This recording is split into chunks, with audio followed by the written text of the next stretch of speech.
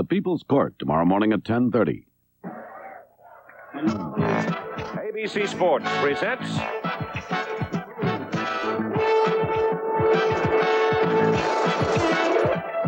the final game of the American League Eastern Division playoffs. The Milwaukee Brewers and the New York Yankees. Milwaukee right-hander Pete Vukovich fought off illness to pitch a strong 5 innings for a Milwaukee win in Game 4. Lefty Bob McClure, a second gutty performance in the series for Milwaukee as he strikes out Reggie Jackson in the 8th inning. Raleigh Fingers' third appearance in 4 games. The save as the Brewers win 2-1 to even the series, and tonight, the Eastern Division Championship game.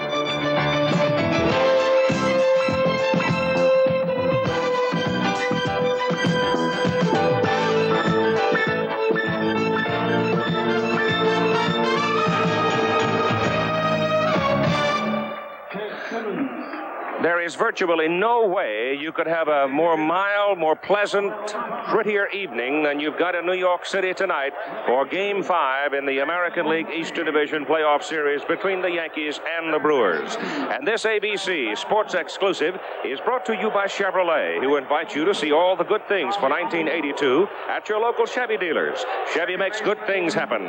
And by the Miller Brewing Company, brewers of Miller High Life. If you've got the time, we've got the beer. In the National League playoffs, in the Eastern Division, a decision is in there.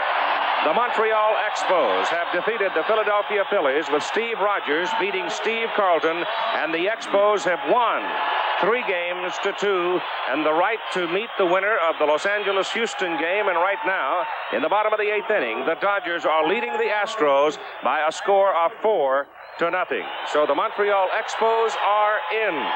The first time Montreal's ever won anything insofar as their National League history is concerned. And hello again, everybody. I'm Keith Jackson.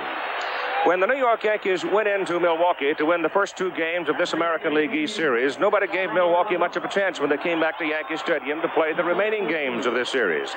But Milwaukee's character has surfaced. They won 5-3 and 2-1 to even the series, and tonight, 1 game for the Eastern Division title. The Brewers will have to go without their young second baseman, Jim Gantner. His leg is banged up from a collision of last night at second base with Bobby Brown of the Yankees. There's been much ado here in New York today about George Steinbrenner's lecture in the Yankee clubhouse last night. Howard Cosell will comment on that. The Milwaukee relief corps is tired. The Yankees' big relief man, Goose Gossage, is rested. Don Drysdale will have a comment about the pitching as we get ready tonight for the 1-game decision for the American League East Championship.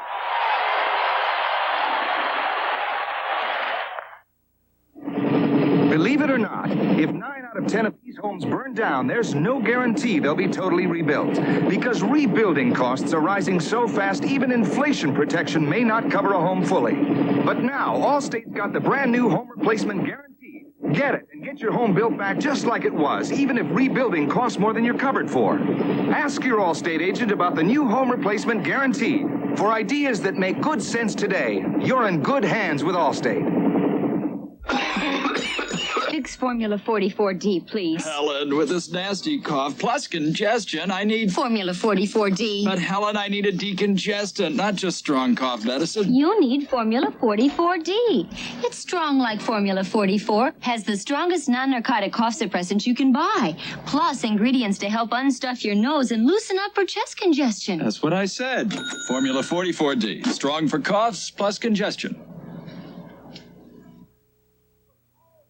Oh, you finally found your young Prince Charming. Too bad your breath is so alarming. Brush your breath, brush your breath, brush your breath with Dentine. You made her notice you're alive, but she smelled your breath and took a dive. Brush your breath, brush your breath, brush your breath with Dentine. Not even mouthwash can freshen your breath more effectively than when you're chewing Dentine. Gee, your birthday party was quite a treat till your breath just knocked them off their feet. Brush your breath, brush your breath, brush your breath with Dentine. Almost as always, turmoil surrounds the Yankees. Yankee owner George Steinbrenner watched the ending of the game yesterday in the Yankee clubhouse. The players trooped in. Acid comments between George Steinbrenner and Rick Cerrone, openly admitted by both. We'll have the full story there during the course of the contest from both principals, Steinbrenner and Cerrone. In the meantime, what about the effect of the turmoil on the Yankees themselves? May, if anything, help, judging from the past history of a group of great professionals, and they're accustomed to the antics of their owner, and they know there's a lot of truth to what he has said. The key tonight, the pitching. On that subject, who better than Don Drysdale to tell you about it? Thank you very much, Howard. Well, tonight pitching definitely is going to be a key. The two starters tonight, Moose Haas for the Milwaukee Brewers. He lasted 3 1/3 innings in game number 1 at County Stadium, Milwaukee. He took the loss. Ron Guidry for the New York Yankees went 4 1/3 without a decision, and they are well rested. They are ready to go, much more so than anybody else on either staff. We talked at the start of this series about the middlemen for the Brewers. They have done an outstanding job. You couldn't ask for a better job. Now you go to the two short men. Raleigh Fingers is dog-tired. He has been in 3 of the 4 ball games. On the other hand, Goose Gossage was rested yesterday. He is ready to go. If it gets down to that, it can be very interesting. Of course, there's no tomorrow. We've heard that before. We'll be right back. Game 5 in just a moment. Summer times and first vacations, happy times and celebrations. Somewhere there's a Chevy at the heart of it. Autumn dreams and good vibrations, winter scenes and decorations. Get yourself a Chevy and be part of it. Chevy makes good things happen.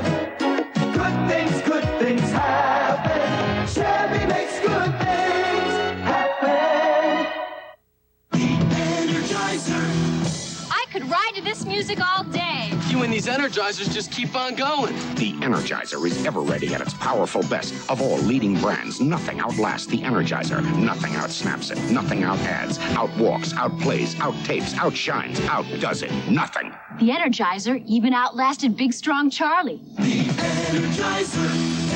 Energize your life. Long life. Energize me. Oh, the comforts of home. Color TV. Plays about anywhere. That's fantastic. That's Quasar. Select defrost time. A talking microwave. Select cooking time. Fantastic, but that's Quasar. Did you get it, Daddy? I've got it all on videotape. Oh, instant replay. Fantastic. That's Quasar. One great idea after another, after another. Back here at Yankee Stadium now, the crowd coming to its feet for the singing of the national anthem. Miss Cheryl Howard, the lovely daughter, one of the great Yankees of all time, stepping to the microphone, Elston Howard's daughter. Cheryl. Our national anthem will be sung tonight by the lovely daughter of the late, great Yankee, Elston Howard. Ladies and gentlemen, here is Cheryl Howard.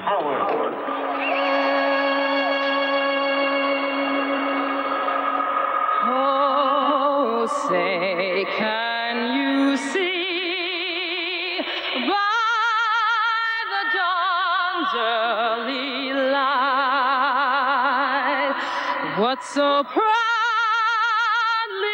we hail at the twilight's last gleaming, whose broad stripes and bright stars through the perilous fight o'er the ramparts we watch were so gallantly streaming, and the rockets' red glare, the bombs bursting in air, gave proof that our flag was still there. Oh, say does that star-spangled banner yet wave o'er the land of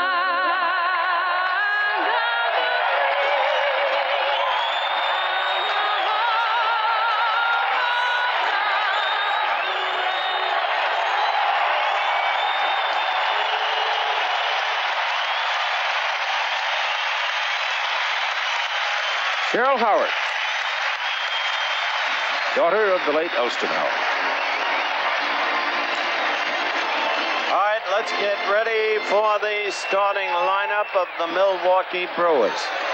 Paul Molitor, the catalyst, leading off. Robin Yount, the shortstop, batting second. Cecil Cooper, the great hitter, batting third. Ted Simmons, the slugger, batting fourth.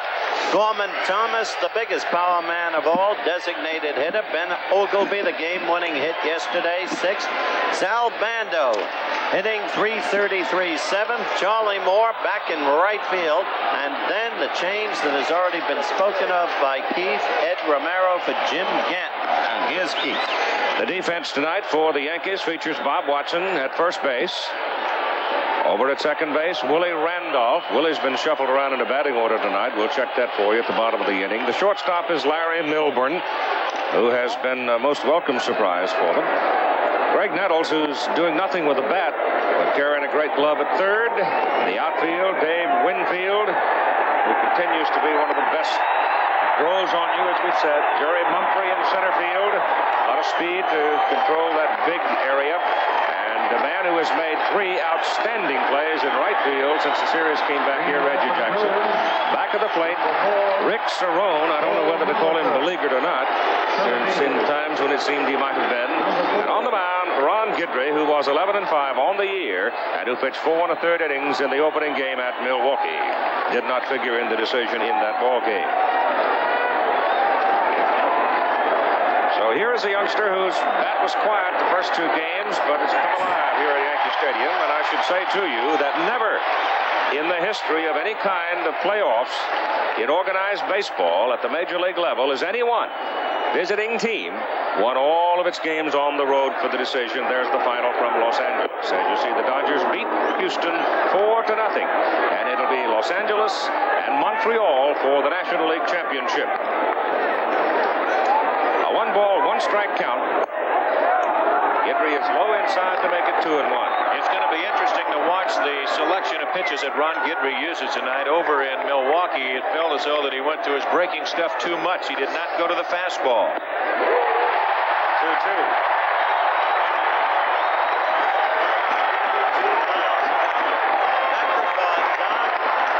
Cerrone said specifically that Guidry overused the slider.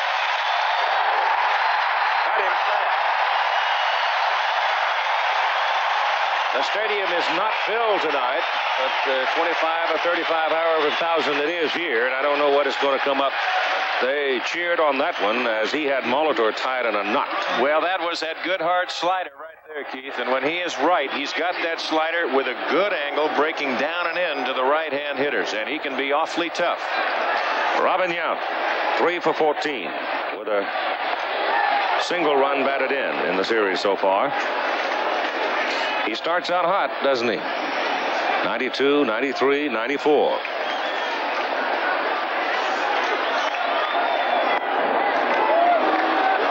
Two balls and no strikes. Well, that's what Harvey Keene, the hitting instructor for the Brewers, was saying, and he was saying it kiddingly, of course. He said, when you look at Righetti and Davis and Gossage and think Guidry is a soft tosser of the 3. 2-1. I should say of the 4. That's something. I think Ronnie might have heard us talk about that. He's pumped up a little bit tonight. That's hit foul to the right side, out of play. Al Clark behind the plate tonight. Mike Riley at first, Dale Ford at second, Larry McCoy at third. The umpires down the line, Ken Kaiser in left, and Dave Phillips in right. In the Yankee turbulence, Guidry will be a free agent, tries to stay neutral. That goes sailing out toward the shortstop. Greg Nettles fields the ball at third, and they just get Robin Yount. It's a little disconcerting to have a piece of lumber whirling at you while you're trying to field a ball. Well, Robin got the ball. He got it. There's the slider. Got it out on the end of the bat. He's left with nothing but a handle. And really did not get a good start out of the box, and that play at first base was awfully close. He just about beat it. As a matter of fact, first base coach Ron Aston, he took maybe a step and a half towards Mike Riley, the first base umpire, and then said, well, forget it. The pitch is high to Cecil Cooper, who was saying before the ball game, bewildered almost, that he tightens up when he comes into this ballpark. He is not comfortable here. Well, there might be a few guys that have joined him tonight on both sides. Wouldn't be surprised. Fouled away. A lot of marbles and chalk on the table in this one. The right to go on and play the Oakland A's for the American League Championship. That roar in the crowd, they want the strikeout with 2 strikes. Coop pops it up down the third baseline. It's going to be a play, I think, for Nettles. Oh, he fell in the photographer's box. And you all right? Come on there, Greg. That's third base umpire Dale Ford. Banged up. He's banged up. That is a box that is put there, an auxiliary box put there strictly for the playoffs or World Series. It does not have a high railing whatsoever. And you could see that once he got over, and the ground actually slopes, Keith, down towards the wall for the drainage purposes. So when he started... He went in there head first. It is not that wide, and it looks like if there is injury to him, it's in the head area. Looks like the jaw and the ear. Now that ground is sloping towards that auxiliary box, so your momentum is going to be carrying you that way anyway. And then it hits him in a bad spot. It's way down, just about thigh high. And here he goes. Watch his jaw. Man, concrete. That is the concrete part. There's a wallop.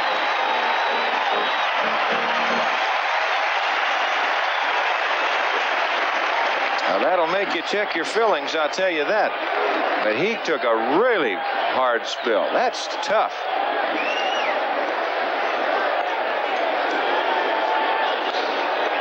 This goes right down on it. His arm was fully extended, so he couldn't catch himself and protect himself, and the left side of his face came right down on that concrete. What might have helped him, Keith, was just under the left arm. That hit a little bit. That might have really saved him. Gonna stay. Just threw away a tooth. You can eat a few meals through a straw doing that. You bet. He's a tough guy. He'll stay as Coop slices the ball out to left, and those long legs of Winfield come pounding in to make the catch. And so the Brewers are gone in order in the top of the first, with the Yankees coming up. Everybody in the car rental business talks about low prices, but at Hertz, we're doing something about them. Hertz tells you in writing what your final rental charges are before you leave. Hertz gives you unlimited mileage, no matter where you rent the car or where you return it. Renting from Hertz really pays off where it counts the most, on the bottom line. So come to Hertz. We're number one for everyone. Hertz is number one for everyone.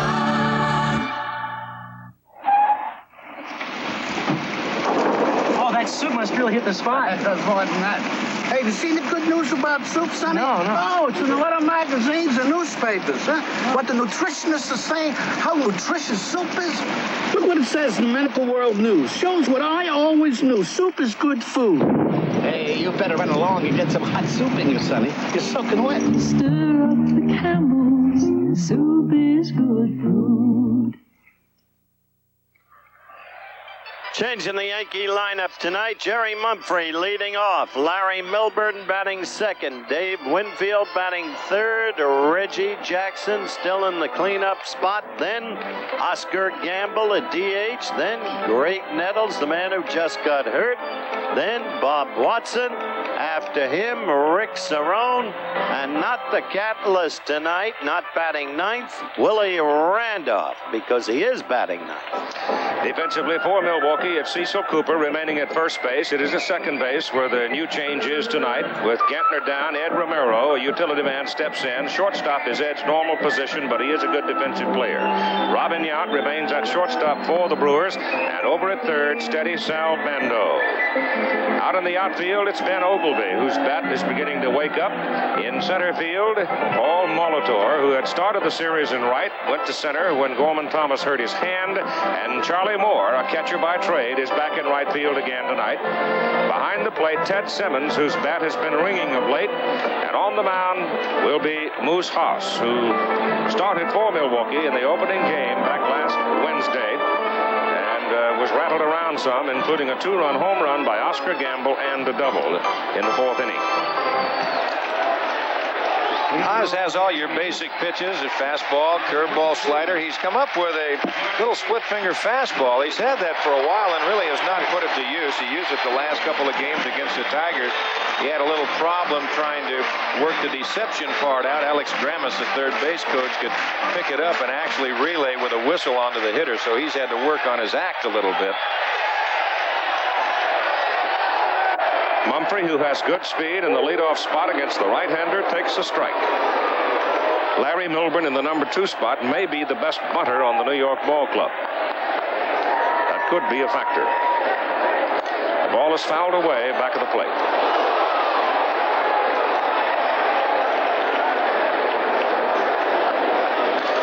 There's your temperature. Humidity is most comfortable. The wind is mild. It's been a beautiful day.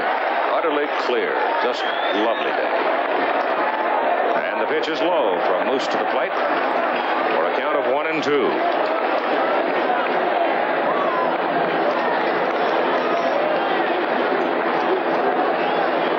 The National League Finals, Montreal 3, Philadelphia nothing, Los Angeles 4, Houston nothing. Royce beat Ryan and Rogers beat Carlton. That's pounded down foul back of the plate. Your count remains at 1-2. NFL final, the Bengals 41, Baltimore 19. What a day for Kenny Anderson. Cleveland in deep trouble now. Steelers 13-7 over the Browns. 1-2 pitch to Mumphrey.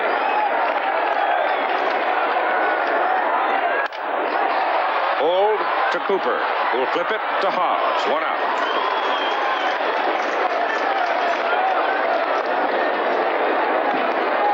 The Los Angeles Rams coming from behind to beat Atlanta today, 37-35. And what a day for Leroy Urban. We saw him against the Bears run a kickback for a touchdown. Another decent day for Richard Todd. Jets hung on to beat the Patriots. And 3 times in a row, the Super Bowl champions have been shut out. Kansas City 27-0. Larry Milburn hits a soft liner, looping out into left center. Coming across for it is Molitor. The ball goes off of his glove. And Larry Milburn motors into second base. Molitor, not an outfielder by profession, and that time it showed. I think Ben Ogilvy coming across may have bothered him as well. There's exactly the case. They just never got together. Now, usually it's the center fielder who is the captain out there. He will take charge and usually make all the catches that he can get to. That ball was slicing away from Molitor, slicing into Ogilvy. It might have been a better catch for Ogilvy, or an easier catch. Liberal scoring. They give him a double. Eagles, the only unbeaten, untied team in the NFL. Houston crushing Seattle. Earl Campbell, second great day in a row. 182 yards a week ago. Good day for Kenny Stabler. Tampa Bay over Green Bay and Doug Williams red hot. Washington winning its first of the year. Chicago in a hapless state. Milburn at second. The pitch to Dave Winfield. Ball one. Yeah, it's going to be interesting as you look at Larry Milburn at second base for both clubs, and you look at these clubs throughout the course of the year.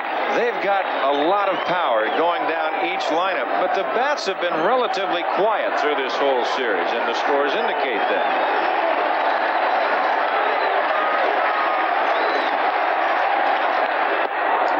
There's a strike. 1-1. Dave took a second look, and umpire Al Clark, he felt the ball was low, but it only dropped after it had gone over the plate knee-high or better. Winfield with 7 hits and 16 trips has not batted in a run.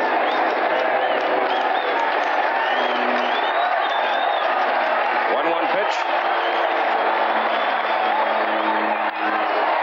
Cooper knocks it down, turns, and profited from the simple fact he's a left-hander. They're able to get Winfield at first as Milburn goes to third, 2 out. Boy, there's a great play by Cecil Cooper. And you're an infielder, you've got to be thinking if you can get to the ball, you've got to knock it down to save the run. And that's what Coop does. The ball almost rolls away from him. If it rolls any further, they're going to have trouble getting that big guy lumbering down the line right behind Haas. A good play by Cooper, a good play by Haas. He stops very quickly because he knows that Milburn's at third with excellent speed. Right-handed first baseman doesn't make that play. It's tough. Jackson up now. Reggie with 2 runs batted in. 3 for 16 and a home run. And that's hit a mile high and 4 miles long. Way back to the track, and Charlie Moore. The crowd was up screaming, and the ball got to the apex of its flight, and then it just hung there. Nestled softly in Charlie's glove, no score. This is ABC.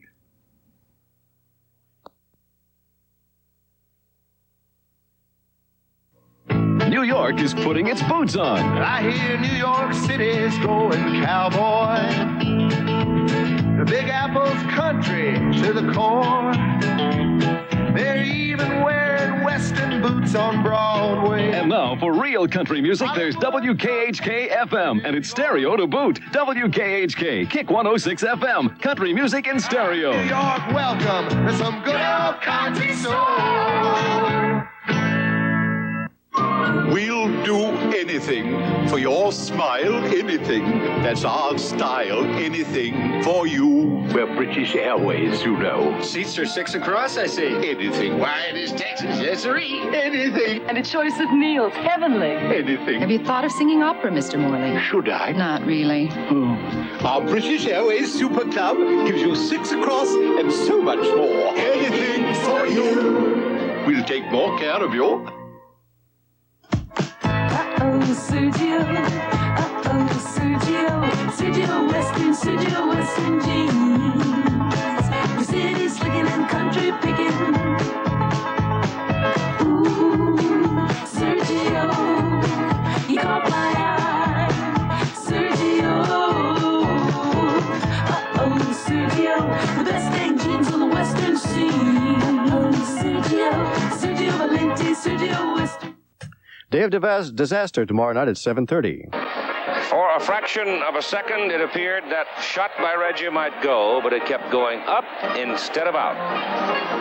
He had everything working for him. You see, Reggie's thinking it might be the home run. It might be.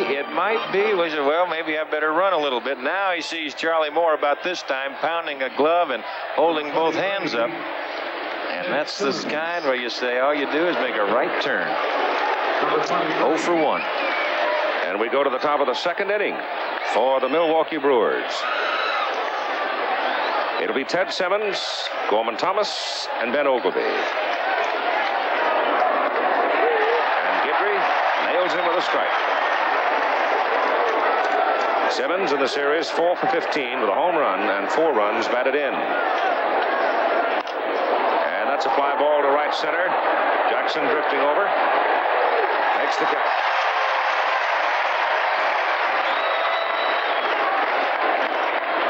Number 20.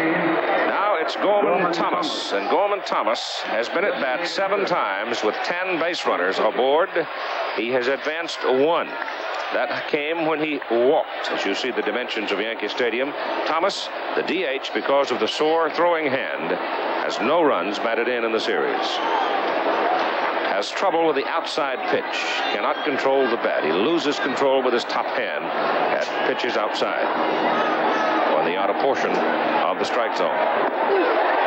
Guidry comes to his wheelhouse with that one, brought it right into him, but just blew it by him at 93 miles an hour. Well, it's obvious that his hand is bothering him, Keith. And as you say, that pitch on the outside part of the plate, he just can't approach it. He struck out 7 times in the series. 1-1. He will strike out, but I don't think you'll see him strike out on a lot of pitches that he struck out in this series. Guidry said this is just another game. You don't believe that, do you? Not the way he came out bumping. You don't believe he meant it for a minute, do you? Well, it depends on how he defines just another game.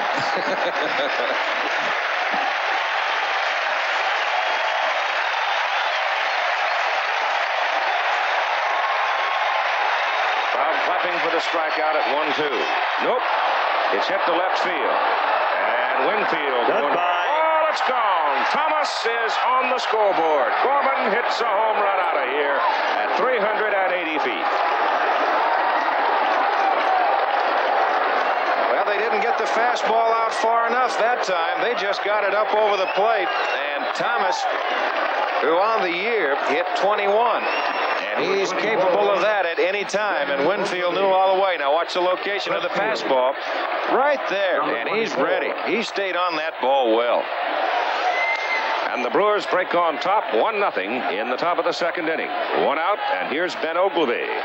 You see Winfield go to the wall. Remember the other night when he went over the wall? No point leaping for that one. Nope. 10 rows back. Ball 1 to Oglivie. Benji starting to come around now. He got his first base hit. It was a big double, and it knocked in a run.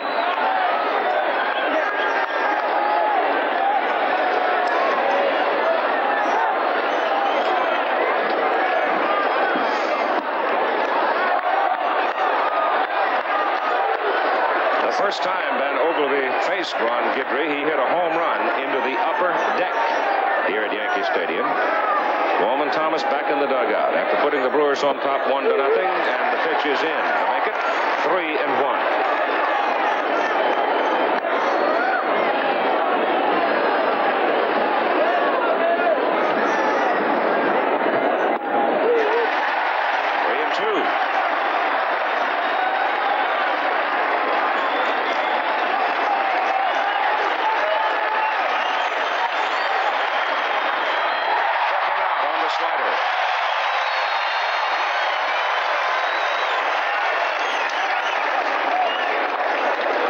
At the pitch, hard slider. That's a good pitch. That is a nasty pitch right there, Keith. Yep. But the pitch to Thomas was not nasty, and that's what matters. In the meantime, the game's in the pattern of game number 1. Mendo, line shot to Nettles, side retired. But the Brewers take the lead in the top of the second inning, 1-0 over the New York Yankees as a result of Gorman Thomas' home run. See Greg Nettles fielding that hot shot off the bat of Bando. 1-0, Milwaukee. Things move slowly when you take orders at each local office. But with telemarketing, you centralize through the Bell Network, the world's most advanced information management system. Orders flow to one office. You speed up your order cycle, speed up cash flow. You are already part of the network. Use it. Put our knowledge to work for you. The Information Management Network from Bell.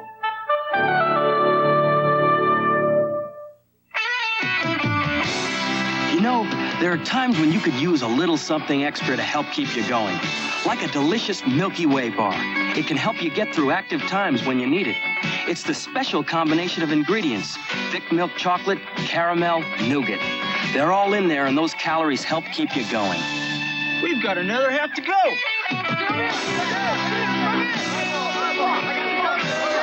Milky Way helps keep you going. 10 tough, mean beards versus one big shaver. Can one big shave them all? I'm going to bring this Bic to its knees. It's this Bic versus barbed wire.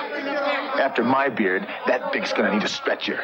It's amazing. It looks like one big shaver is going to shave these 10 tough beards. Hey, they gave me a great shave. Yeah, big shaver 10, jocks nothing. Yes, one big shave these 10 tough beards. How many shaves can you get? Ron Guidry will watch from the dugout now, trailing 1-0 as Oscar Gamble, Greg Nettles, and Bob Watson come to the plate for the Yankees. Gamble against Haas, a 2-run home run. Oscar 4 for 6, and 2 runs batted in the series.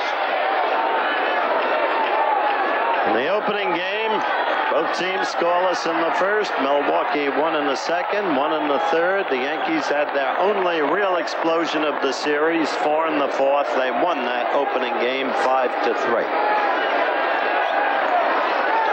Gamble, a low ball hitter, and Haas is right down there with him, too low. Ball 1. The exaggerated crouch of Oscar. Surprising power from that stance. Oz jams him. 1-1. It's the Gamble family right there. Juanita and daughter.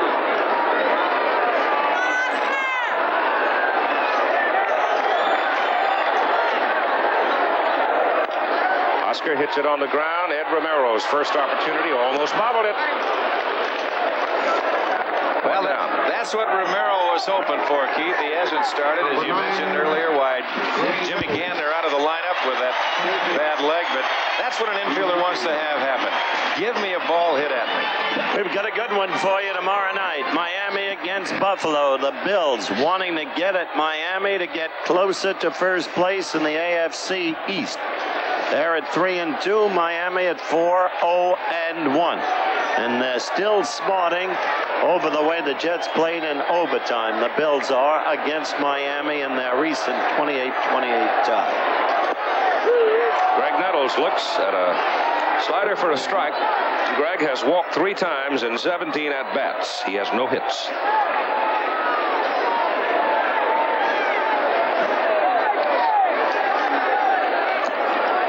Just low. And he now has a sore chin and jaw.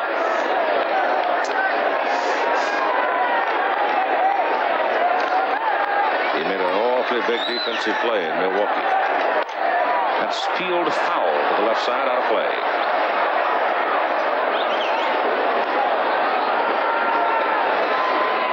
Keith refers to the great stabbing catch in a clutch situation on a line shot by Ted Simmons.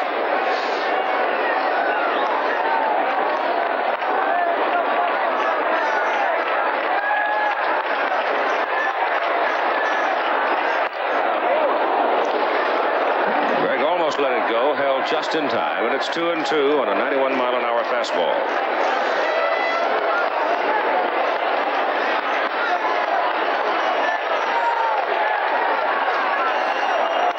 Foul ball.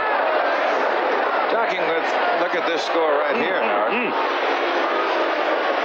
So illustrative is the graphic on Tony Dorsett. If ever a score shows you that coaching is everything in the NFL, that score does. Bill Walsh taking over. What a job he's done. And Dan Reeves pulling a miracle at Denver. Craig Morton, alive and young. Fly ball to center field for Paul Molitor. Fighting it a little bit, but he makes the catch for the second out. There's a little bit of a breeze out there, and at times I've just been watching the flags. They will hang fairly limp. At times they'll pick up a little bit, and of course that's going to affect any ball hit to the right side. Hey, do you believe this one? Of course, there's disarray in that San Diego team. They're still in turmoil over the trade of John Jefferson, the departure of Fred Dean, but give Bud Grant and Tommy Kramer credit. To Bob Watson. You don't think Fred Dean won't help that San Francisco defense? probably did today. Just off the outside corner. And the Giants came to life. Big day for Phil Simms. Remember, St. Louis beat Dallas a week ago. Having lost 2 in a row, the Cowboys suddenly a suspect football team. Foul back.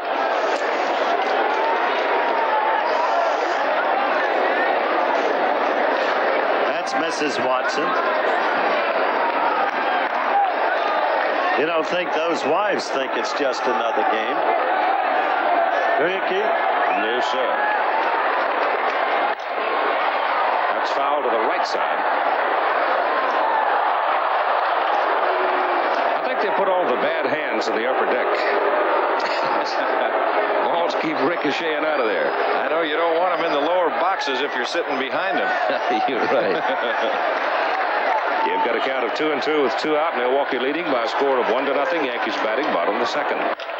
To the shortstop, Robin Yount. Ooh. Nice stretch by Coop. After 2 at Yankee Stadium, Brewers 1, Yankees nothing.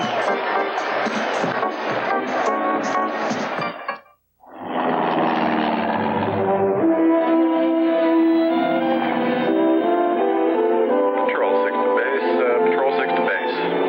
Roger, Patrol 6. Reach you loud and clear. Go ahead. Well, looks like this big old hole in the ground is going to be safe for another night. We'll just finish this run. And we'll be back in about 15, 20 minutes. Yeah, come on home, Pete. It's Miller time. Miller time. Time to appreciate the difference between a good beer and a great beer. Miller High Life. If you got the time, we got the beer. Hey, Miller, tastes too good to hurry through. When it's time to relax, one beer stands clear. You got the time, we got the beer. Come Miller time, we got the beer. Wednesday, Jacqueline Bouvier Kennedy. I warn you, life with me will not be easy. The private life of a celebrated woman. But life with your son won't be easy either. I have to go. There are fences to mend. If you go, Jack, you'll have to mend them with me. She lived her life center stage I'm frightened. and paid the price. I want a husband, someone who's close enough to touch once in a while. An intimate biography. Jacqueline Bouvier Kennedy. Wednesday.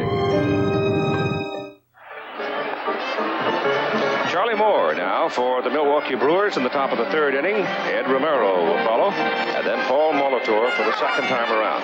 Keith, that was really a big inning for Moose Haas to come back and turn the Yankees away. Of course, that's like that for every pitcher. When your club gives you a lead, if you can turn that opposing club away the next time you go out there and give your club a chance to come back and increase your lead. Leonard Hearns, October 17 on ABC's Wide World of Sports. The World Series begins October 20. Marathon October 25. Some of the highlight events during ABC Sports Oktoberfest. Leonard Hearns, by the way, Keith, will be in the studio with me. As for the first time on home television, you see that very memorable event. Charlie Moore, he's a catcher by trade, but he still has pretty good speed. And Nettles back at 3rd. Moore will dump it on you. Molitor will bunt. Yount will bunt. You've got a lot of people in that Milwaukee lineup that will bunt. Hits it in the air to left for Winfield. Short left. Dave comes loping in. 1 down.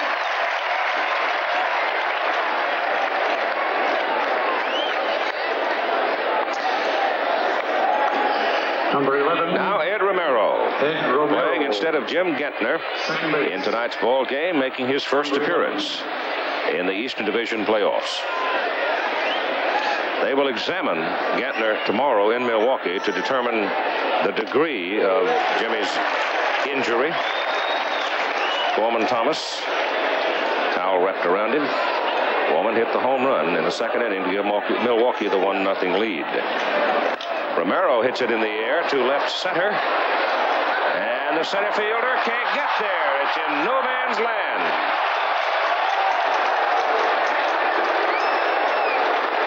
Well, Milburn went out, and he was in the wrong direction. And it was Mumphrey who had to come the longest way of anybody to try and make the catch. There, a big swing. That'll fool an outfielder at times. It'll make him hold ground. He hit it on the end of the bat. And now Milburn going back. Well, you can see that ball's 10 feet the other side of him. He went the wrong way and then lost it. So it drops. And Milwaukee now with one out. Romero at first and Molitor at the plate. Struck out swinging first time. Again, repeating the National League Finals, Montreal beat Philadelphia to win their series, and Los Angeles beat Houston to win that series.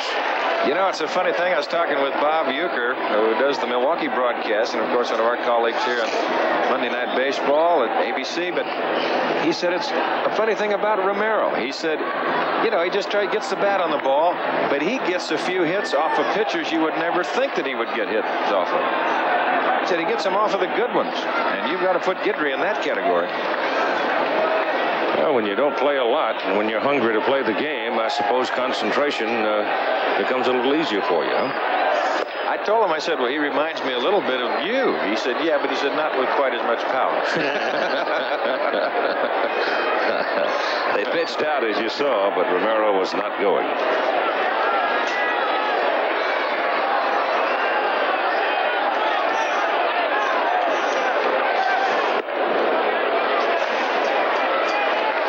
A 1-1 count on Molitor. Line score of the ball game. Pitch out again. I believe that the Brewers have changed that hit and run sign. They have been successful 3 times in this series with Cerrone pitching out while the Milwaukee Brewers had the hit and run on.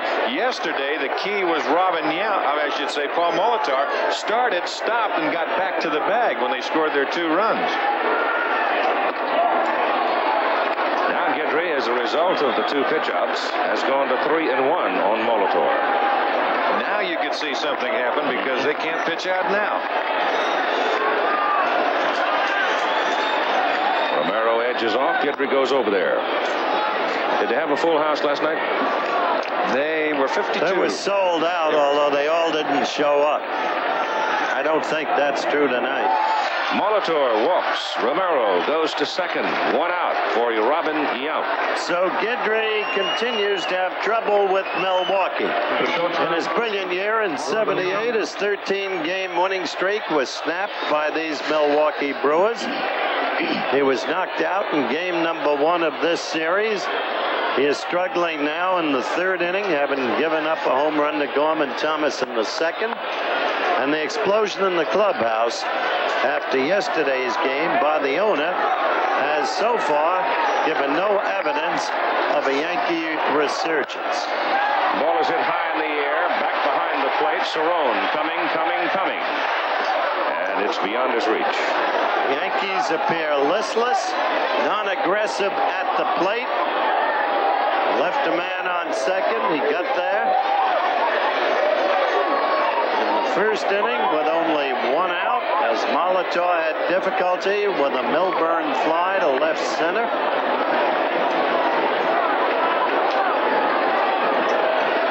Romero at second, Molitor at first, and 1 strike on Robin Yount.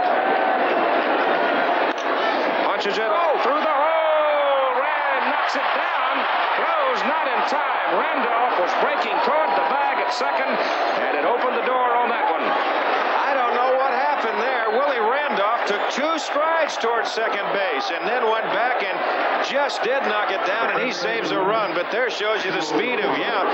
Now, Randolph, for some reason, had broken to the bag. Gets it, gets up, but Yount across the bag and across easily. And now the base is loaded with only 1 out. Cooper, the hitter, and they will go out and check Willie Randolph.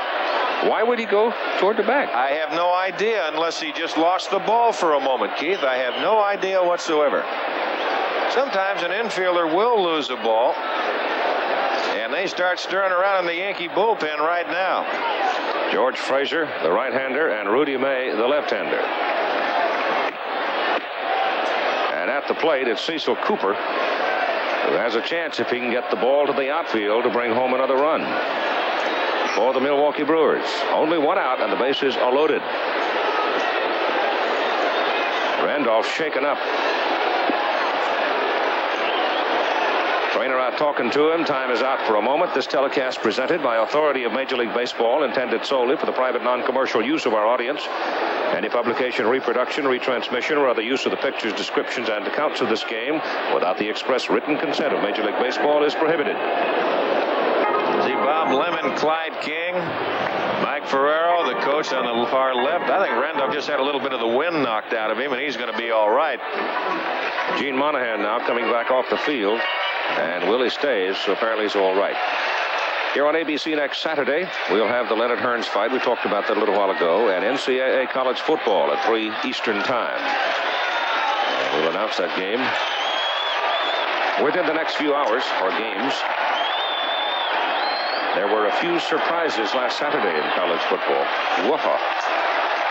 They're up at the corners, Keith. Nettles and Watson. They play for the double play up the middle. And Guidry's pitch to Cooper is outside, ball 1. Even this early, it's obvious the Yankees face a crisis. They can't risk a blowout. Cooper hits the ball high in the air to left field for Dave Winfield. Romero tags at third. Winfield's throw is cut off. They go to third. They don't get him there. Milburn covering. Nettles the cutoff man. He whips it over, and the base runner goes slamming in on his tummy, and Molitor is safe. And the Brewers play aggressive baseball. Molitor and Yamp back to back. So fast, the way they can catalyze a ball club. And here, Winfield with a good arm. Well, he does the right thing. He hits the cutoff man. Nettles, Ducky has a little trouble getting that ball out of the glove, but Molitor with excellent speed, he's going to third because Winfield is fairly deep, and he knows he can judge for himself. Can I go or can I? You're right that he had a little trouble getting the ball out of the glove, but that's reflective of the way the Yankees are playing.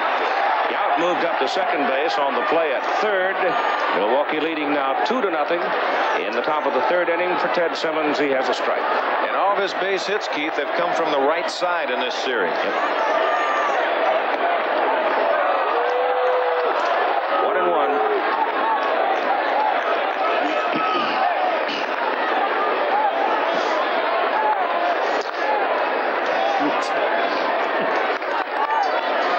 Gorman Thomas to the on-deck circle now.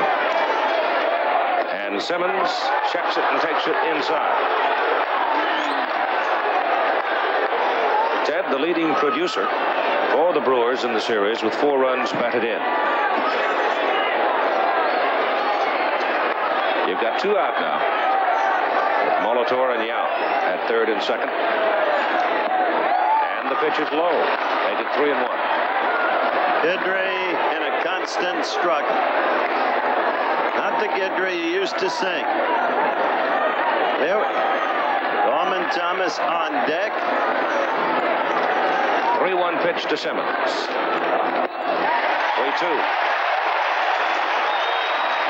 And at this moment, we have the exact pattern of the first game, Keith.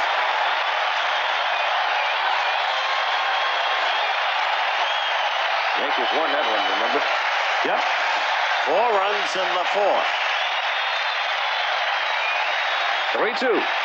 Coming to Ted. Line foul. He didn't give in to him on the 3-1 pitch. He came with a hard slider, and he came right back with a hard slider, 3-2.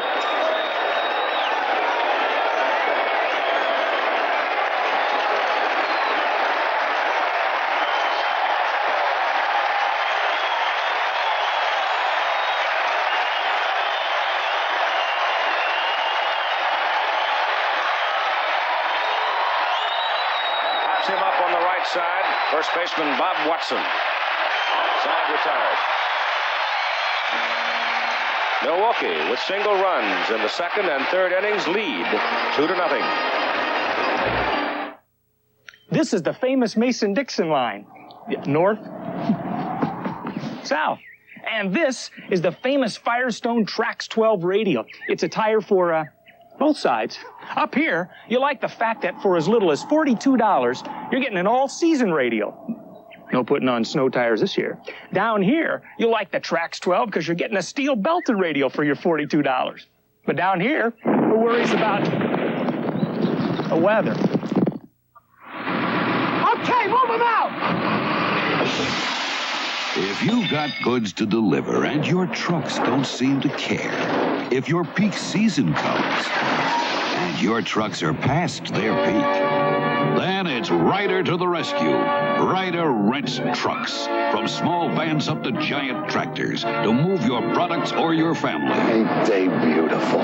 When your trucks are giving up, Ryder trucks are just starting up. Denny's introduces the Beefadelphia sandwich. We grill lean beef, juicy and tender. Melt rich mozzarella cheese over the top. Add succulent grilled onions. Cover with a soft French roll.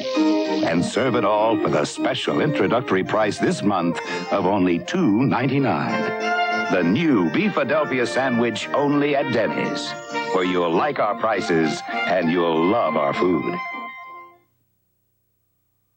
Monday on That's Incredible. Leap across the St. Lawrence River in a rocket car. Next, meet the world's best, and she's only 15. Then, take a ride on the wild side through a human slalom course. That's a look at Yankee Stadium out on the Bronx from our helicopter camera. One of the big features this time of the year, of course, in this part of the country is to get off up into Connecticut and New Hampshire and Vermont and Maine and Massachusetts and wherever to look at the foliage. And Times today had a big route map for people so they could go look at it. It's really pretty this time of the year. All right, Moose Hodge delivers, and it's shot up the middle by Rick Cerrone for a base hit.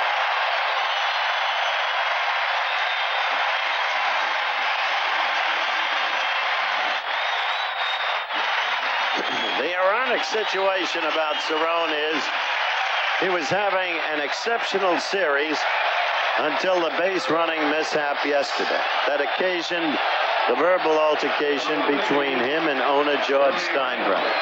But he's been hitting the ball solidly throughout the series, made two extraordinary plays behind the plate on pop fouls, and now he responds with a base hit to open the bottom of the third. Willie Randolph batting ninth in the order tonight, and it's the first time this year that Willie Randolph has not led off for the New York Yankees. First time when he has been in the lineup. Well, this could be just a move right here, and of course I'm sure it is, just to relax him just a little bit. He's got 3 hits and 17 at-bats with an RBI. Get him down there where maybe he can relax a little bit. Doesn't put all the pressure on him. 1 ball, 1 strike. His failure to hit in the number 1 slot is why Dave Winfield has no runs batted in for the series. And that graphic tells it, too. Because Winfield's had a hot series.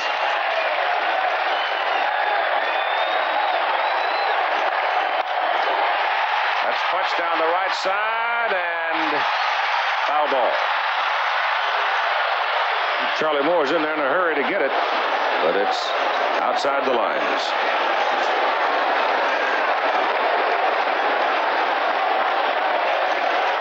Yankees with the leadoff man here at the bottom of the 3rd inning, Rick Cerrone at first base on a line single up the middle.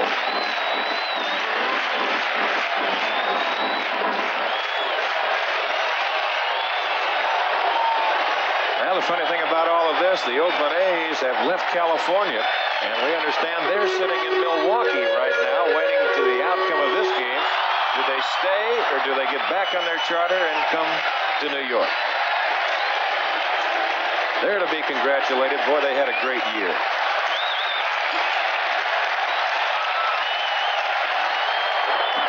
The pitch is low, and it's 2-2. So did Billy Martin in all respects. Yes, sir. Become one of the leading commercial actors on television.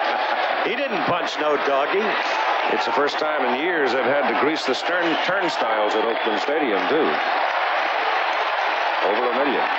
2-2. Struck him out. What's he calling? He's going to say, did it hit the ground or not? Mike Riley is now going to say he's asking for help. And Riley says, yes, I think it hit the ground. Riley didn't know. Here comes the third base umpire coming in, and now Bob Rogers is going out. He wants to talk to Riley. Ted Simmons, he's a little bit hot. Al Clark, the home plate umpire, did not see if Simmons caught the ball or if he got it on the hop. There's a crew chief, Dave Phillips. He's at third base tonight. And now Rogers wants to talk to Riley. I think what Buck is saying is that Riley was well back to first base. He doesn't believe that Mike could have seen it. He wants to know, did you see it hit the dirt first or not? Well, to give you further backdrop to that, we told you last night. Now watch again. Take another look at it. But Al Clark is right in asking for help. And he's right. He's right. He's dead right. Ball did go in the dirt. And the count 2-2 as Randolph stays alive. Pops him up on the right side. Romero calls for it. And Ed makes the catch for the first out. Cerrone stays at first base. Well, after the game a couple of days ago, I went with George Steinbrenner and Bowie Kuhn. We viewed tapes of the two disputed calls by umpires on that occasion, Dale Ford and Mike Riley. And tonight, Lee McPhail was up with George Steinbrenner viewing the same tapes. And here we had another umpire situation. This time, the umpires were right. Well, that's a good thing about the umpires right here. What they're doing is they're helping one another, and that's what you have to have. They do that more so now than at any time. If they're not sure, Al Clark's a very fine umpire. He was not sure of that whatsoever, and bang, he went right away to Riley at first base, which he should have done. Bouncer up the middle for Robin Yount. Steps on the bag, whips on to first, and that'll do it. So we played 3 at Yankee Stadium in New York, and the Brewers lead the Yankees 2-0. Head & Shoulders doesn't have it. Selsun Blue doesn't have it. Only Denerex has it. An extra relief medicine to stop dandruff itch. You can feel it tingle. All 3 have one medicine for dandruff itch, but only Denerex adds a second medicine, an exclusive anti-itch medicine many dermatologists recommend. You can feel it tingle. That's extra relief medicine, and only Denerex has it. In regular or New Mountain Fresh Herbal, Denerex stops dandruff itch with an extra relief medicine. Mr. Richards is a hemorrhoid pain sufferer. Could you ride this bike now? Well, I guess so, but maybe I shouldn't. Try what thousands of doctors recommend. Preparation H. It often gives fast, temporary relief from occasional pain and itch. Even helps shrink swelling of inflamed hemorrhoidal tissues. Want to try it? Sure.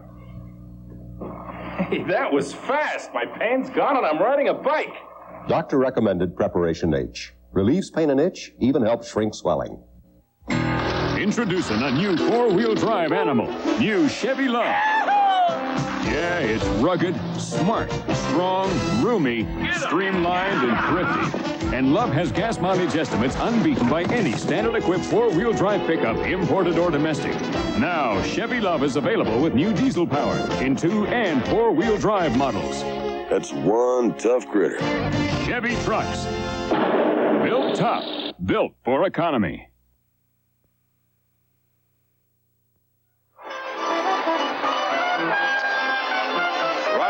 Back to the mound, down 2-0. He'll be pitching to Goldman Thomas, who nailed him for a home run. Ben Ogilvy, who struck out swinging, and Sal Bando, who had a hot shot to Nettles at third.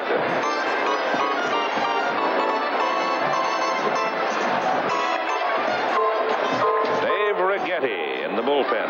Well, they will go with staff, as Milwaukee will go with staff, as they said in this situation. You don't win tonight, you sit home and tune in the TV set the next day or so.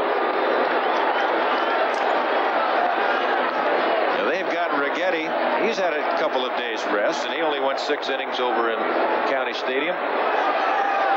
He's only 22 years old, too. He's resilient. Nettles at third. Throws him out.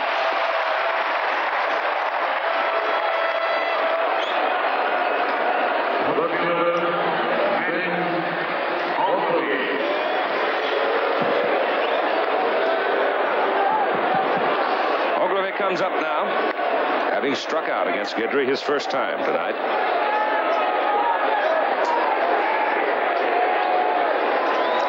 Rung the bell last night with a double.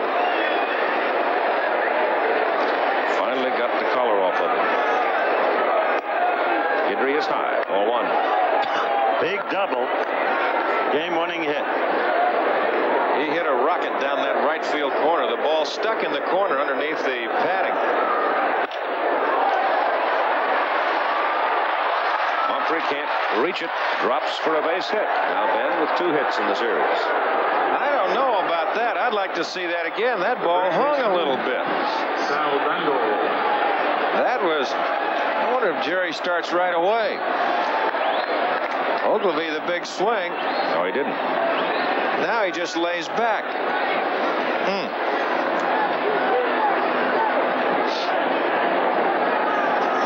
Sal Bando. I bet Sal like to have that one again. He's had a good series. Strike one. Boy, there were so many key plays in that game yesterday. I mean, things that you wouldn't see in the box score today. That's foul back. And one was him coming right in a bunt situation, Keith, with Larry Milbourne. Of course, you were down in Texas during the football game. He came in there in the first pitch. Milbourne fouled it off. He came in there the second pitch and then backed off and made Milbourne hit into the force play at second base. And what happened there is when Bobby Brown rolled into Jimmy Gatton. 2-strike count on Sal.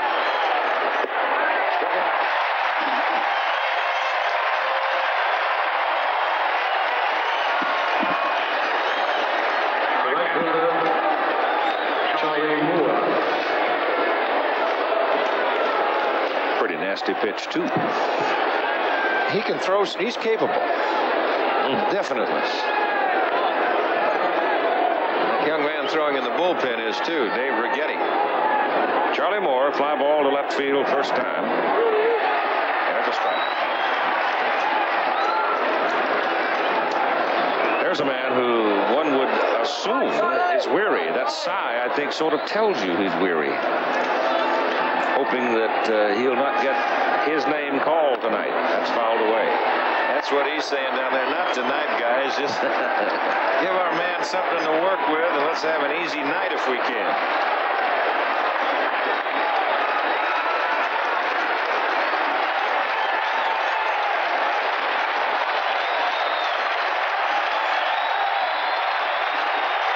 Two-strike count on Moore. With Ogilvy at first base, Charlie fouls it in the Yankee dugout, and it ricochets out. And he hit that in Yogi's corner.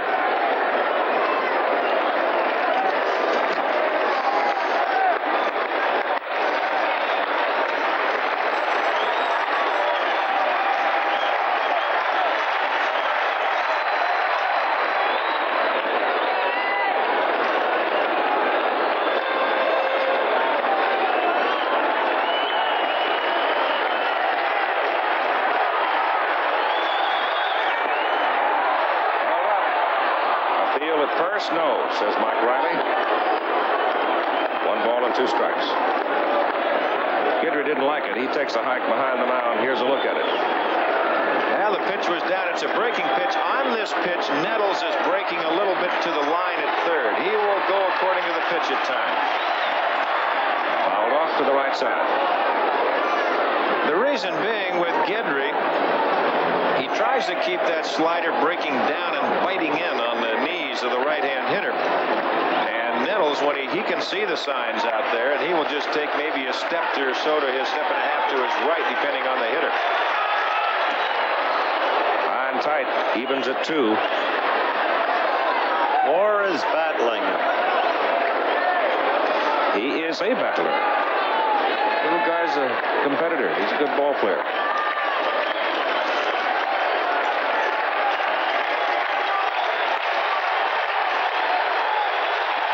2-2. And away, 3-2.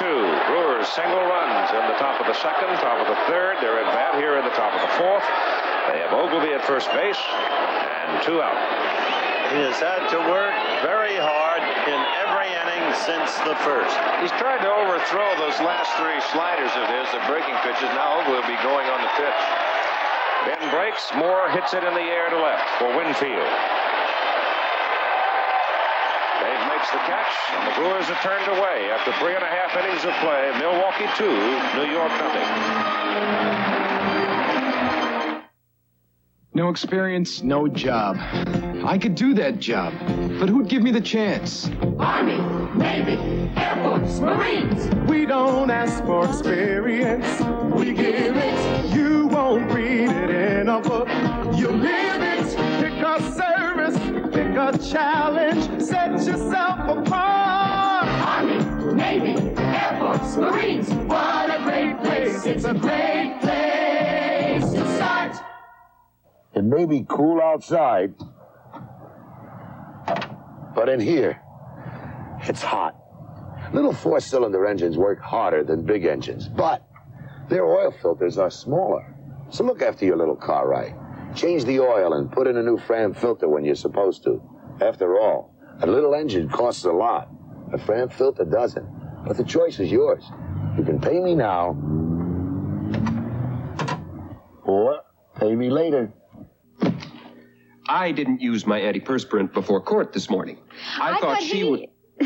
was gonna buy it. But even after my second day before a grumpy jury, I still felt dry, thanks to Sure.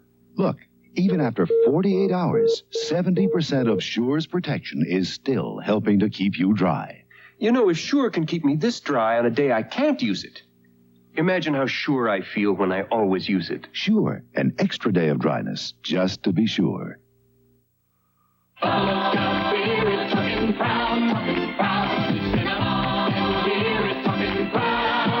Buffalo may be talking proud, but undefeated Miami is out to prove its only talk. The AFC East battle of the season when the Dolphins meet the Bills this week on ABC's Monday Night Football. Now look at what happened this afternoon in the National League. The Dodgers beating Houston 4-0 to win that series 3-2. Montreal beating Philadelphia 3-0 to win that series 3-2. The Dodgers were down 0-2, went home to win 3 in a row. Montreal had won 2 in a row of Philadelphia and finally won the clincher today. And the pitch now to Larry Milburn by Ryan Edmund Haas is in there for a strike. Boy, that Olympic Stadium will be hopping, won't it? Oh. Up the middle it goes. Robin Yount can't get it. Haas and his follow-through had pulled himself completely out of position to make any kind of a play on that ground ball. So the surprise of the year for the Yankees continues to be that Larry Milburn. But in the overview of this game, from the Yankee viewpoint, they have not been able to do anything to make things happen. Maybe they can now. Mike Caldwell, Buck Rogers told us before the game he would have Mike ready in the bullpen. Well, you're going to have everybody ready down there, Howard, tonight. They'll go back and forth, right-handers, left-handers, right-handers, left-handers, depending on who's there, if they can get out of an inning to keep away from any big inning.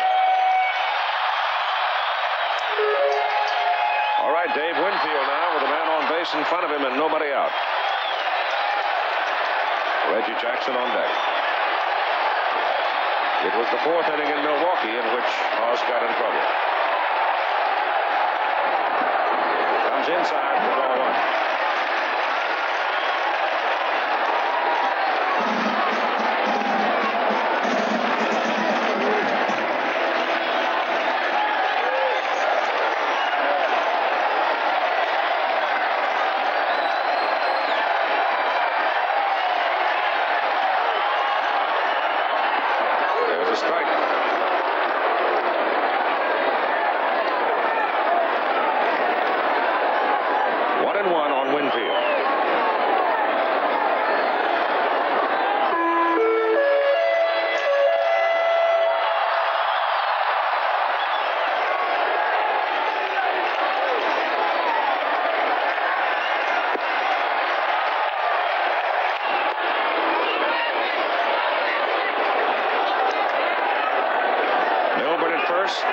quick.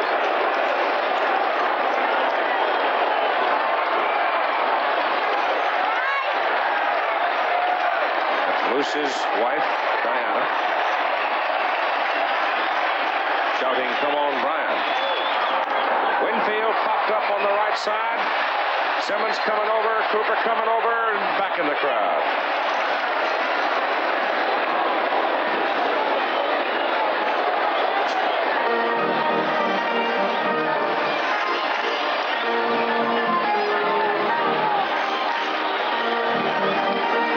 Winfield knocked in 68 runs for New York this year.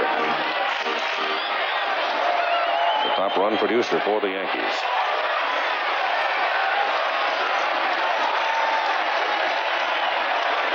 Count now is 1 ball, 2 strikes on the big guy with Milburn at first and nobody out.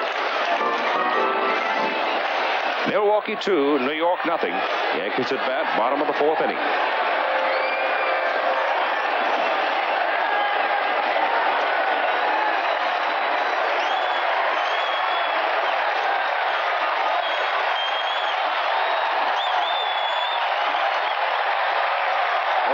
Awesome figure looking there. Loosened him up a little bit. Well, that pitch wasn't that close. They've been pitching Winfield outside a lot, and they want to just make sure that he doesn't start looking outside. That's all. You can see where it's at. And Dave, his first approach is away a little bit.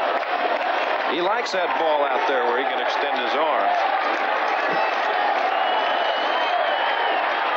He's a big target at the plate, but he's got a lot of tools to protect himself with, I'll tell you that. Punches the ball to the right side for Charlie Moore. Starts in, backs up, makes the catch. And everybody in Milwaukee blue takes a deep breath of relief. One out for Reggie.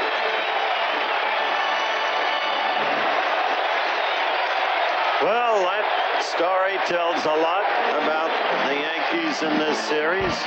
1 for 10 with runners on base. That was the home run he hit in Milwaukee, Howard. That's right.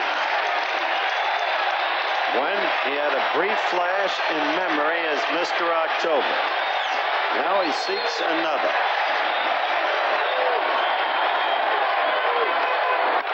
He pursued it. That's gone.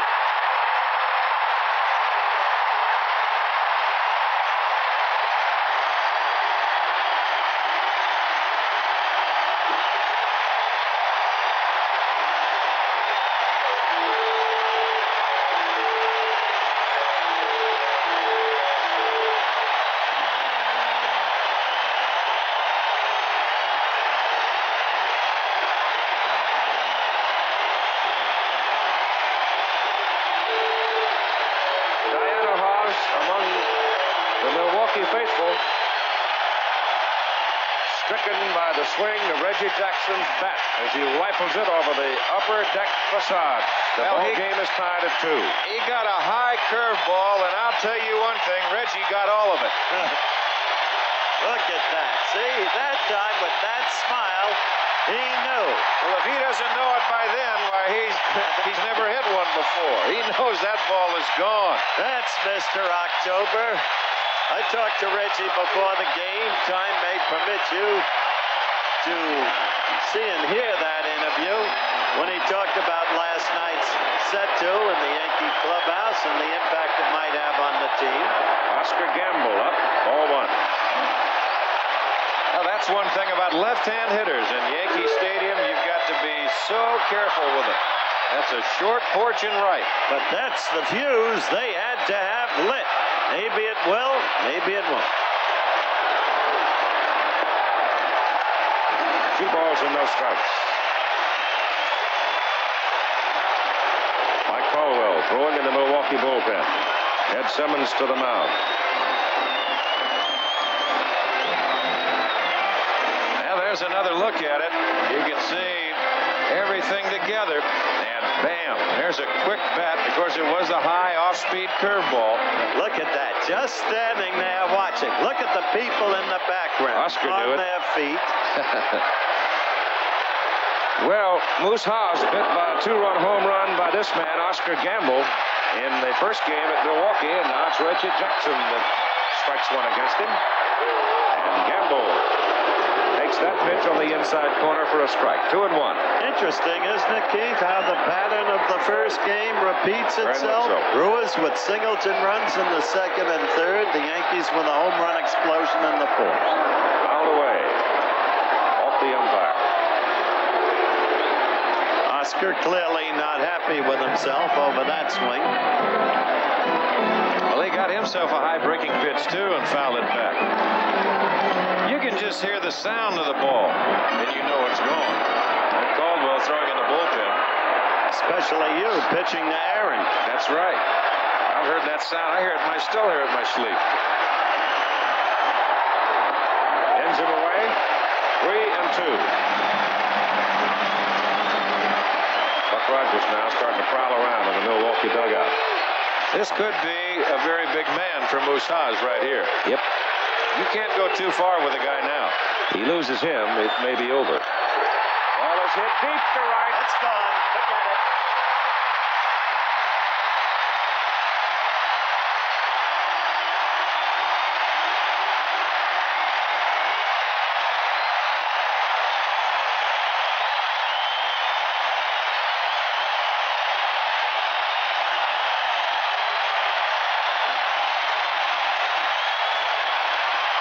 Yankees take the lead. A 2-run homer by Jackson, a solo homer by Gamble, and Mike Caldwell will come on for Milwaukee. And they got the same pitch that Jackson hit. A high curved ball. Take another look at it. There it is. And there's no question about that one either. Happens fast in this game, doesn't it? A listless, dead ball club. And Reggie Jackson lit the fuse. Gamble followed suit. We'll be right back. Here's your chance to get the official 1981 World Series program, a collector's item commemorating the 78th Fall Classic. Send check or money order for $4 to World Series program, Post Office Box 250, Hicksville, New York 11802. Please make checks payable to World Series program. New York residents must add appropriate sales tax. That's World Series program, Box 250, Hicksville, New York. Allow 8 weeks for delivery. The preceding message was furnished by Major League Baseball. We have told you about last night's verbal altercation in the Yankee clubhouse. An angry George Steinbrenner leveling out the Yankees for their errors, mental errors, and the altercation with Cerrone. Here's my talk with George. George, why don't you describe in your words what happened in the clubhouse right after the game last night? Well, Howard, there was no barging into the clubhouse, no tirade. I was in the clubhouse watching the ninth inning with the pitchers, and when the game was over, the players all came in, and I told them to come in and sit down and be quiet. I had something I wanted to say to them. And right then, I was talking about shoddy base running and mental lapses. You know, I can tolerate striking out with men in scoring position, and I can tolerate a lot of things in baseball as long as I believe they're trying. But mental lapses, mental mistakes, and failure to execute the fundamentals of baseball, I can't tolerate. Not when players are getting paid what these players are getting paid. And I was telling them that. It happens as Rick walked in, and Rick was frustrated because he just struck out with a scoring run on third, and he had a bad day on the bases. And I guess he thought I was zeroing in too much on him, and he made a remark which was made in frustration, and I asked him what he'd said, and he replied again, and I said something back to him. But as I've told Rick today, that means nothing. It's like water off a duck's back to me. It's something said in frustration, and what I said back to him may have been in immediate anger, and therefore neither of them can be of any consequence in striving to what were our goals, which are to play good baseball, good sound fundamental baseball, and to win a championship for New York Yankees. That's my fundamental goal, and I didn't attach any importance to what he said. I did tell my team. Okay, and in that vein, you sent Rick a little note today in which you explained exactly what you've just stated here. Well, you found out about that. I don't know how, but that's true. And because I want him to understand where I'm coming from and what is paramount to me. And the fact that he said something as he did to me doesn't mean that he's not going to be here next year. He doesn't need to have a sleepless night tonight or worry about something. The only thing that I demand from my players is that if they want to be the highest priced team in baseball and they want these big salaries, then they're not not going to be allowed to make mental mistakes and have lapses on the base paths and not do a sound, fundamental job of baseball. Telling it like it is. Thank you, George. All right, Howard, thank you. Pre-game comments of Yankee owner George Steinbrenner. Greg Nettles has just shed the collar. He singles into right. And you're going to get some more activity out of the pen. Got a right-hander up, and the Bernard. cap is waving, and he's ready. Bernard. All right, here's Bob Watson. And Mike Caldwell gets a strike on Bob. So the Yankees in this inning, Melbourne singled, Winfield hit a fly ball to right, Jackson hit a two-run home run, Gamble a solo home run, Nettles a single off Mike Caldwell, who relieved Hobb. And that's up the middle. Caldwell can't get it. Yount dives. He can't get it. Nettles turns, goes to third. Runners on the corner with one out. Now that ball hit back up the middle. I believe that ball's got to be fielded. By the pitcher. Yes, sir. It's got to be fielded by the pitcher. You take another look at it. Watson, first of all, doesn't hit the ball hard. He hits it off the end of the bat. A very weak swing. Caldwell just doesn't get down there. And he really turns his back on the ball. He thought, I believe, that the ball was hit harder than what it actually was. He's gone, and we'll get Bernard in now, a right-hander against the right-handed hitting Cerrone, as Buck Rogers going to his pitching staff, trying to keep the Yankees away from a big inning. They've already scored 3 times and have taken the lead here in the bottom of the 4th by a score of 3-2. Timeout. We'll be back. I've had to write some tough things about some tough guys. But there's one guy I can't write anything bad about. His unique brand of baseball has made him a living legend. So have his commercials. They got me to try his favorite beer, light beer from Miller. Light's less filling, and it really tastes great. So I bought this light for that renowned, yet humble man, Art Thornberry. Cheer up, Billy. One day you'll be famous just like me. That beer from Miller. Everything you always wanted in a beer, and less. So, I'm late for my interview, right? Uh-huh. And I almost lose my cap to this funny man with the bowler. A bowler? Then I run into him again. The same man You with got it, but wait, it gets even better. Oh, think he remembers? Oh, I made quite an impression. Friends who are far away, wanting to hear about your day. Ready? My interview just happens to be with... Oh, Peggy. Better luck next time. What next time? I got the job. Reach up, touch someone. There's a new day dawning, America. Today, we're all working to brighten America's energy future. And Sun, an energy company for nearly a century, is helping by developing new sources of oil, natural gas, synthetic fuels, and coal right here at home. America, Sun is helping to make a new day. This beautiful day has been brought to you by Sun, an energy company.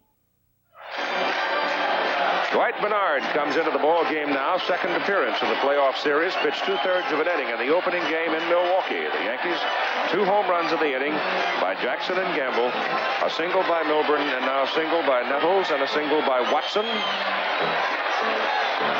There's your scoring summary with Thomas home run in the second inning for the first run of the game, 1-0 Milwaukee. Third inning, Romero single, Molitor walk, Yount single, Cooper sacrifice fly, Milwaukee 2-0.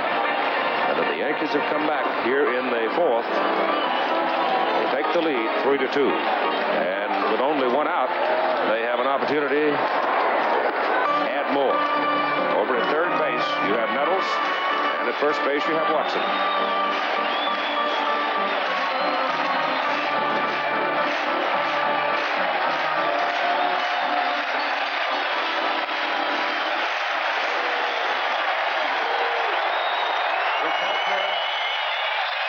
Bob Rogers going to his 3rd pitcher in this ball game, trying to keep the Yankees away from a big inning. And you've got a left-hander throwing right behind him. That's exactly what I said before. You got to go to your staff, go to your bullpen. There's Bob McClure, who did a fine job yesterday.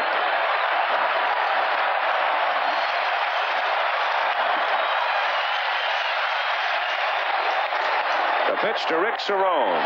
Hit toward the hole. Yount gloves it. Goes back to second. Get one there, and and the relay to first is not in time.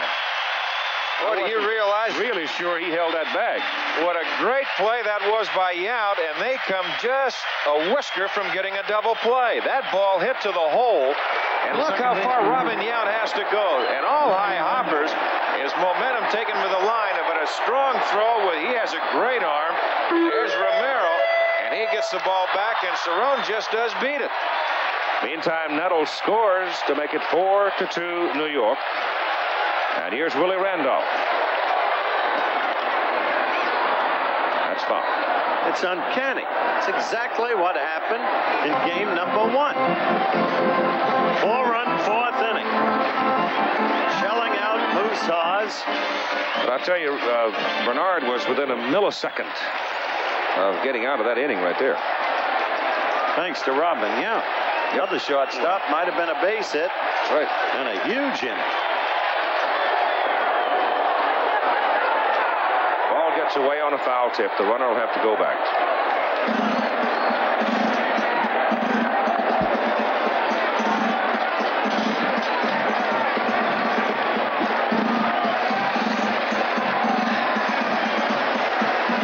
I think I'm going to have a memorial service for this headset.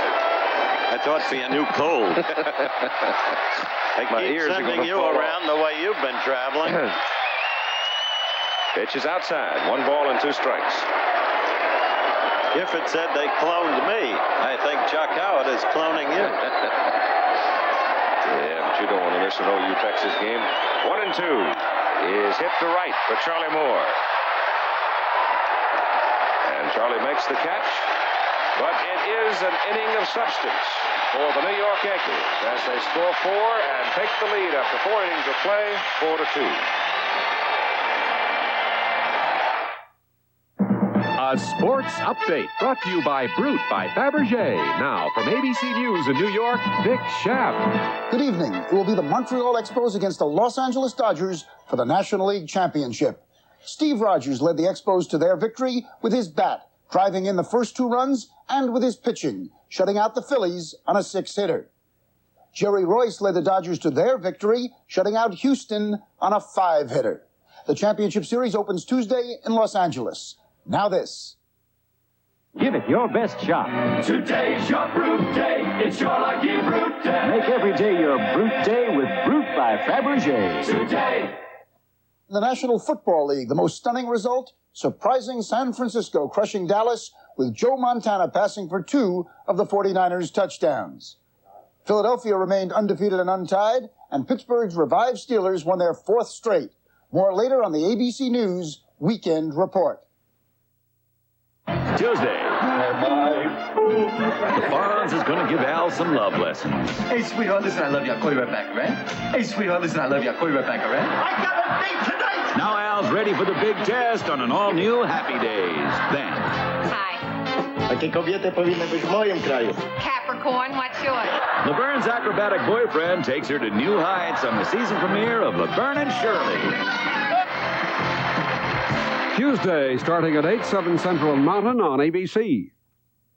Dave Righetti comes on for his 2nd appearance in the playoff series. He was the winning pitcher in game number 2, 6 innings, no earned runs. Gave 4 hits, struck out 10 people in 6 innings, and he walked 2. And they're out now picking up Reggie's walking around money. Well, they throw him quarters. It's a habit that's grown here. Reggie can't keep all the money. Turns it over to his favorite charities. But one day came in with, during the course of the game, over $81 in quarters. See, Reggie's saying, please don't throw any more down. Of course, it becomes a physical danger. But Drysdale's ready to run out there. He'll pick it up. So am I. The book on Guidry, as you have a reminder of tomorrow night's football game between the Miami Dolphins and the Buffalo Bills from Buffalo. Have a nice trip, Howard. Stay warm. It's not as far as Texas.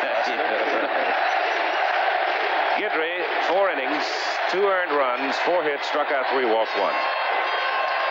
And it's not of particular significance, really, I don't think, to you, Don, that Righetti is in. Well, they were talking about splitting prior to the game. They were talking about go as far as you can, and then we might come right back and bring in Righetti. And that's what Bob Lemon has done right now. But Righetti has had 2 days off, Keith, and he's a young man. As you look at Reggie Jackson, he only pitched 6 innings over there, so he should be ready to go. And I'll tell you one thing, they're going to see some heat. Yeah, you're right. 1-1 now. Ed Romero leading off for Milwaukee, then the top of the order, Molitor and Yount. 1-2. That was 93 miles an hour, Keith. Plain truth, Guidry was shaky. They know that Ron hasn't been all that effective against the Brewers. Righetti ready, put him in. And get to the 8th or even get to Gossage. Struck him out. That's 11 Brewers. This young left-hander is fanned now. Just another good fastball with something on it, and he just throws it right by Romero. 94 miles an hour on that last one. Gossage has rested. He did not work yesterday. Nope, he is ready to go. So what the Yankees, the way you got to play the Yankees, you got to play them in 7 innings. You got to try and stay away from Gossage. That's the essential point we've made throughout the series. Strike one on Molitor. These teams play 6-inning games, Keith. That's right. Fingers and Gossage. Sure can't fault old Raleigh for what he's done in this series, though. He's been terrific for Milwaukee. 1-1.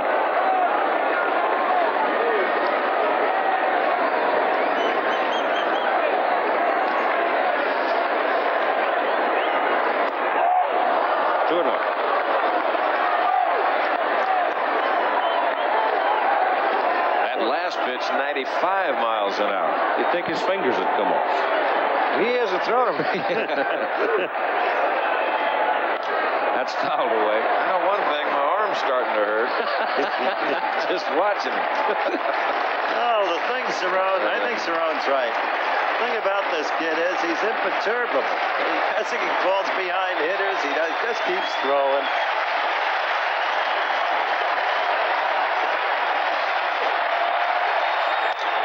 Roller up the middle.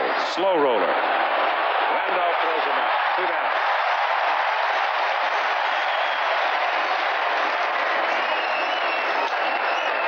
Brewers can't dance with him, though. They've got to come up swinging here in the top of the 5th. They're dancing as fast as they can, to paraphrase the title of a book. New movie, by the way, starring Jill Clayburgh.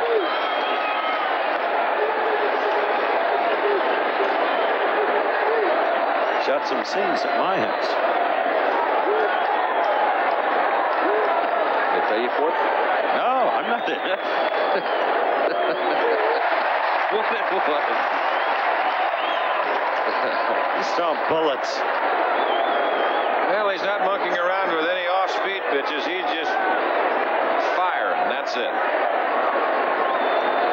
There's the first one.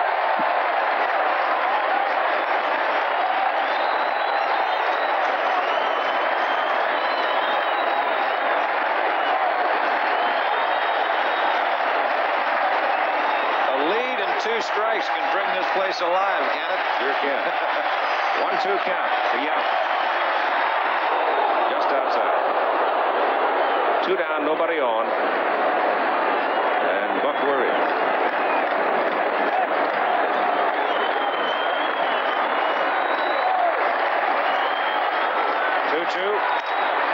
Yount beats it off the hands. He's quick. Yettle's got to hurry. Gregg does not get him. How do you like that? Well, he didn't hit it hard enough, and Nettles came on. He made as good a play as what he possibly could. He jams him, and Yount who can run. We talked about Yount the very first game of this series. He is one of the finest young players in baseball. He can do it all. Well, he's there. He is? Yes, sir.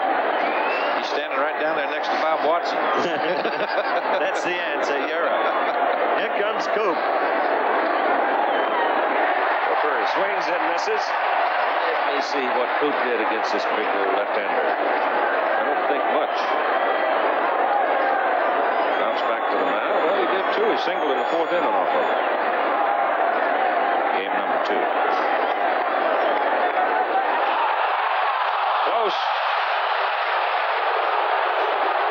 Watson tried to act that one out. I tell you, there was a good move by Righetti. And that was very close. He just did get back.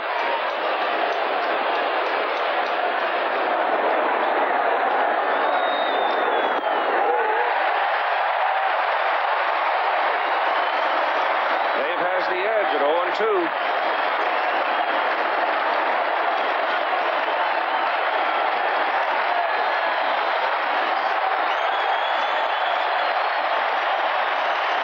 Set him up on the outside.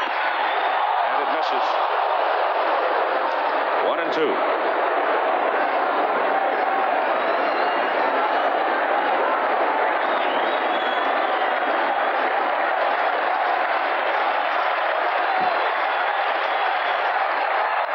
Foul back. Cooper had a pitch then. You mean up, huh? He had it up, and he was on it.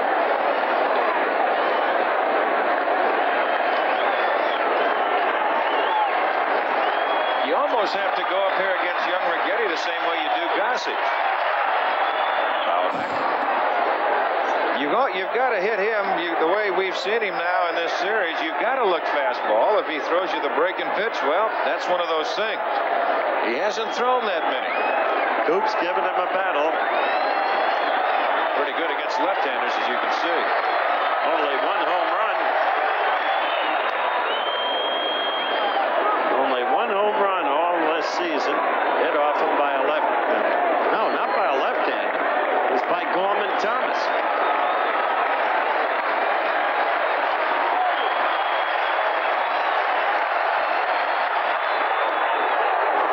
Sails outside. 2 balls and 2 strikes, 2 out. Robin Young on first base. The Yankees are leading Milwaukee 4-2, and the Brewers are up in the top of the 5th inning.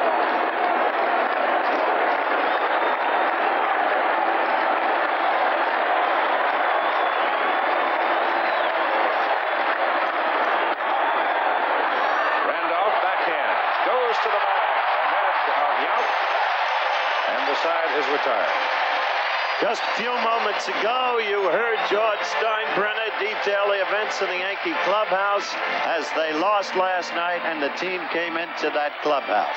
Now, my talk with Rick Cerrone, his review of the same incident. Rick, no ifs, ands, and buts. What happened when Steinbrenner got to the clubhouse after the game? Well, Howard, some things were said out of his frustration, out of my frustration. It was just bad timing. I don't regret saying some of the things I did, but like I said today, it's over. We have to go out and win a ball game and forget about the past. Each of you engaged in profanities, didn't you? A little bit. George didn't use any vulgarities. I used most of them, but like I said, it was something done out of the heat of battle. You know, we had just lost a tough ball game. I had part in losing that ball game, and I took it to heart a little bit too much. Now, did you or did you not get a letter from George Steinbrenner today, and what did it say if you did? Well, I did receive a letter that I feel is from George Steinbrenner, and in the letter he had said that, you know, the vulgarities didn't bother him, nothing bothered him. What did bother him, me striking out with the tying run on base didn't bother him. Mental errors he will not tolerate, and I agree with him. I made a mistake. It will not be the last mistake I make, and if it is, I may be in the Hall of Fame, but, you know, in a way he was saying, hey, it's over, it's behind us, let's go out and win a ball game. What impact did the demonstration have on this club, in your opinion? Well, you know, we'll have to see playing, but, you know, everybody seems to be a little bit closer now. They're all behind me. They all came over to me and said, you did what you had to do, it's over with, and now let's just play some baseball. Pre-game comments of Yankee catcher Rick Cerrone. Today's cause célèbre in New York. The word today, measured. And the pitch to Jerry Mumphrey, top of the order. Larry Milburn second, and Dave Winfield will be the third man.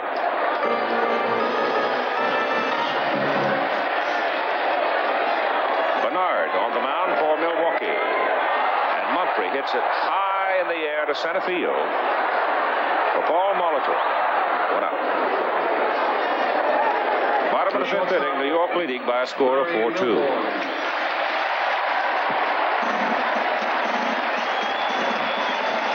Wonder if Dwight Bernard, when the Mets dropped him, ever thought he'd be in a series like this.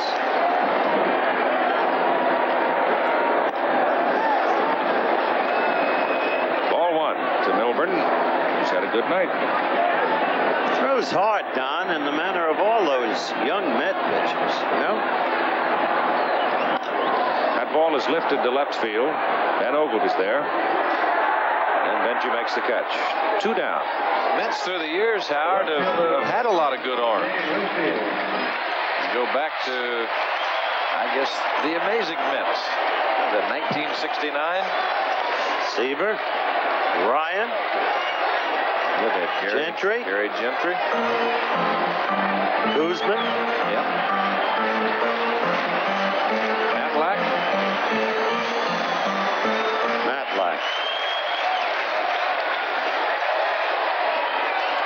Winfield scratching around at the plate with 2 out. And David tonight is hitless in 2 trips.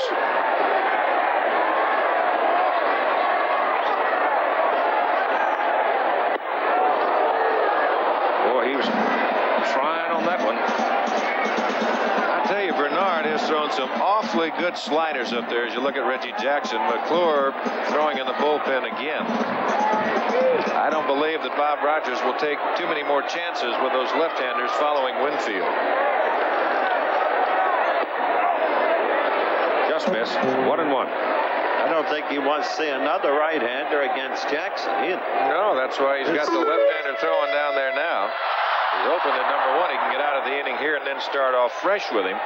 That is Bob McClure. Second baseman Romero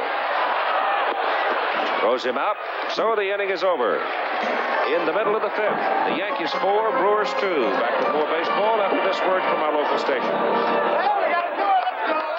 Monday on That's Incredible. Leap across the St. Lawrence River in a rocket car. Next, meet the world's best, and she's only 15. And take a drive on the wild side through a human slalom course. Then, the undefeated Miami Dolphins take on the Buffalo Bills on ABC's Monday Night Football. Tomorrow on ABC. Do you know me? I'm one of the biggest names on 2 wheels. 3 wheels. And 4 wheels. But being a company president isn't a title you wear on your sleeve. That's why I carry the American Express card.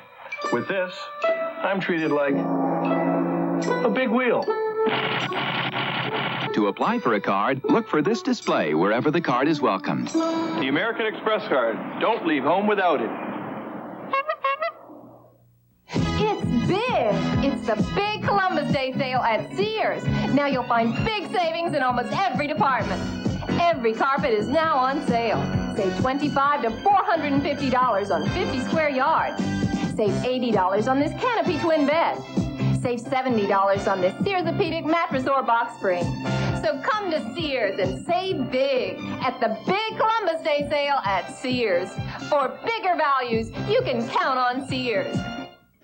The Jets and the Giants won today. Can the Yankees do it too? We hope so. We'll have complete details on the game, including a report from the locker room on Eyewitness News at 11:15. Day of Disaster tomorrow night at 7:30. ABC News Close-Up, Hooray for Hollywood, follows tonight's baseball game. And it's a look at what's going on in what is a multi-million-dollar industry. Some of it's pretty interesting.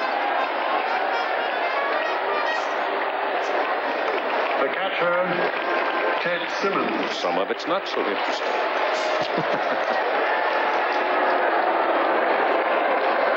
Ted Simmons, Gorman Thomas, and Ben Ogilvy. Out now against Dave Righetti. And the first time tonight they have seen the big left-hander. This fastball has a lot of movement on it. He uses what you call, in the terminology vernacular of pitching, a four-seam fastball. Not a real heavy ball. Well, Simmons walked against him, tapped out to the first baseman, and singled against him. Game number 2 in Milwaukee. Toward the hole, Milburn. He gets Simmons because Stead just doesn't have that much speed to get down the line. That's true, but still another solid play by Milburn. That youngster, not really that young, 31, who came from Seattle, continues to surprise. Steady as a rock. Ball took a little tricky hop that he handled quite well. It got over there. He got it in that little in-between hop. But then he's got a good arm. He's got a nose that Simmons does not run that well. He can set himself easily and make the proper throw. Rigetti, the first time he worked against Thomas, struck Bowman out twice and walked him. There's a strike.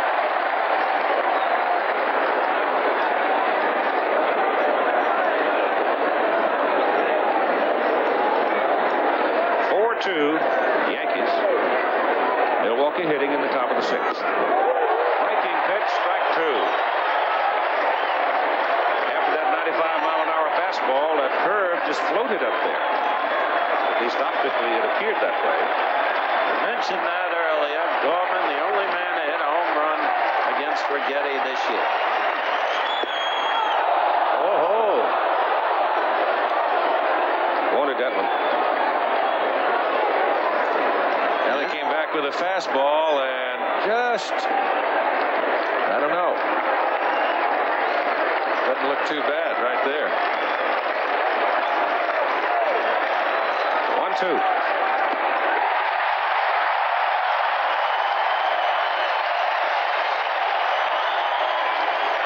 That's 2 out, and here's Ben Ogilvy. The left fielder, Ben Ogilvy.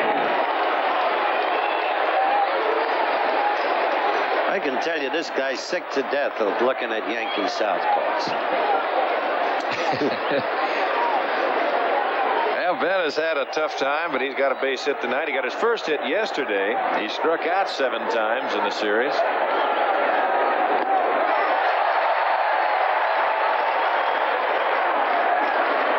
He struck out twice against Rigetti in Milwaukee on Thursday.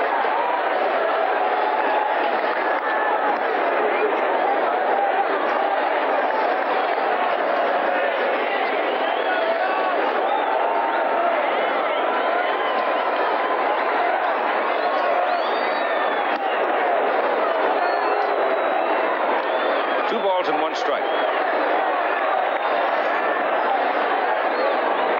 Once in a while, it looks like he adds a little extra body swing to his delivery. That's rolled up the middle. Ogilvy's got a base hit.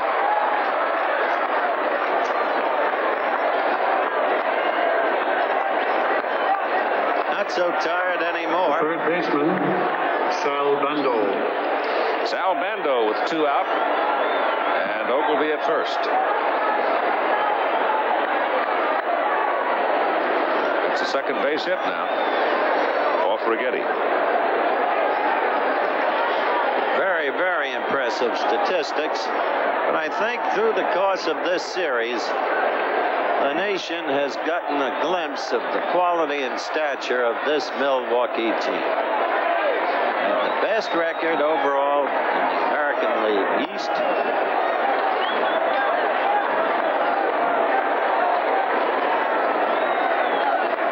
Now, one of the teams rightfully in the playoffs.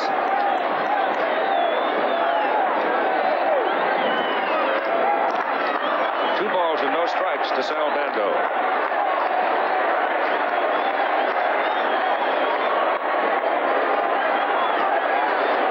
Watson moving in and telling Rigetti he's going to play behind Ogilvy.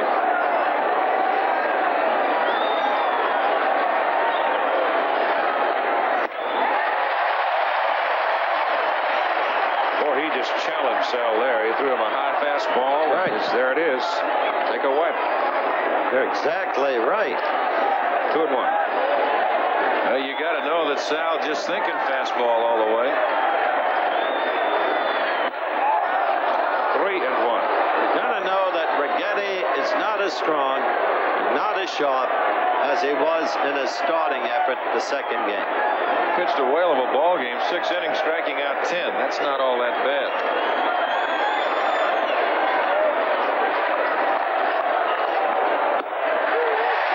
Inside corner, 3-2.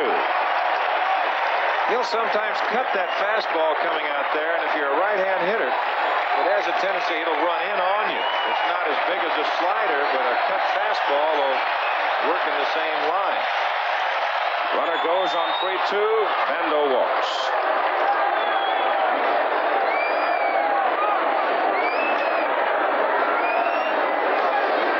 Now it's Charlie Moore. The right fielder, Charlie Moore. 2 out, 2 on. Yankees leading in the ball game here in the top of the 6th inning by a score of 4-2. All 4 runs coming in the bottom of the 4th inning.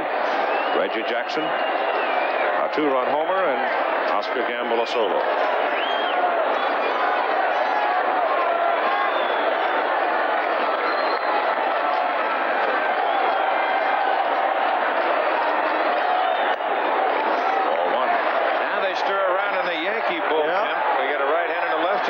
McClure is ready, and there's Davis and May.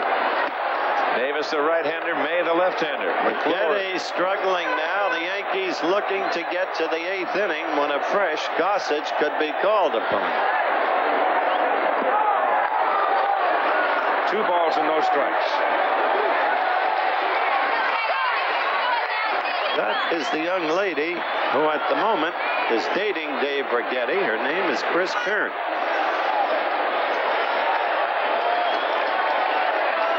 How that relates to Dave's next pitch, I'm not sure.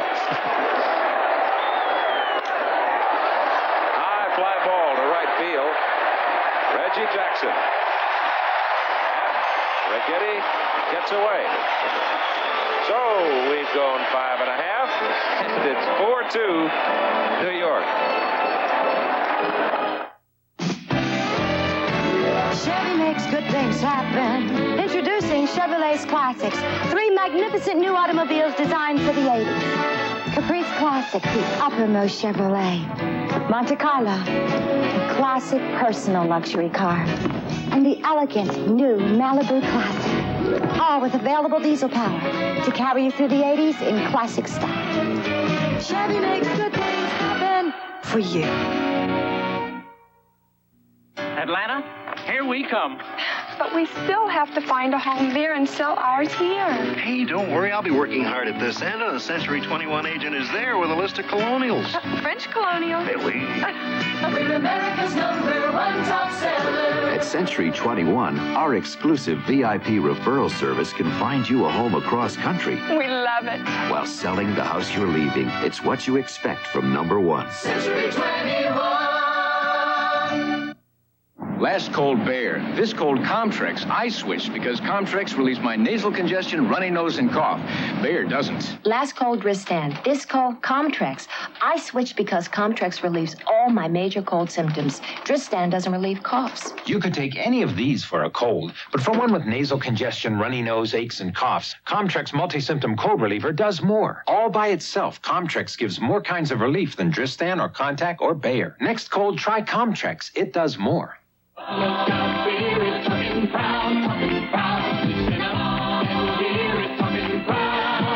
Buffalo may be talking proud, but undefeated Miami is out to prove it's only talk.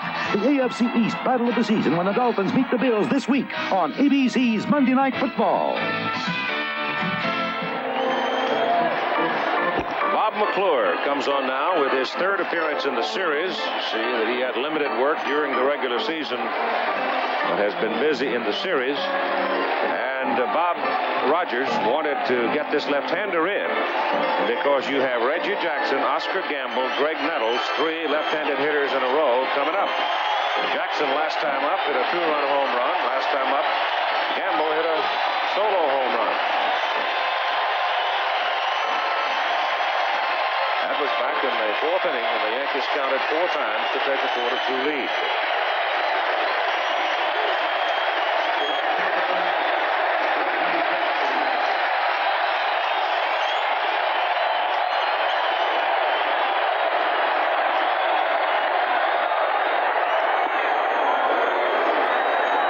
His first pitch misses for ball one.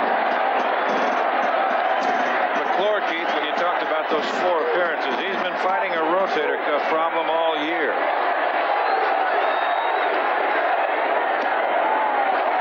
Ball 2, it's high.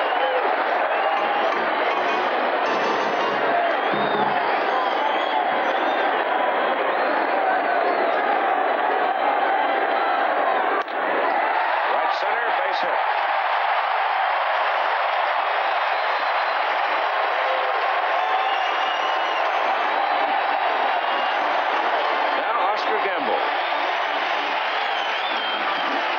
Fastball up over the plate. Reggie didn't hit it that hard, but he got it out over the end of the bat and into the proper position in the outfield. They're not going to go with Piniella. They got the lead right now, and they're going to stay with Gamble. Milwaukee still has 3 shots at him, and you never know what might happen. There's no need to waste Piniella right here.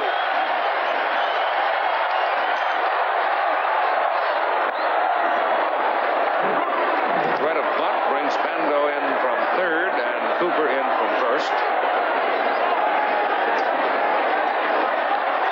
That's the very reason that you might see Gamble staying in there right there to bunt.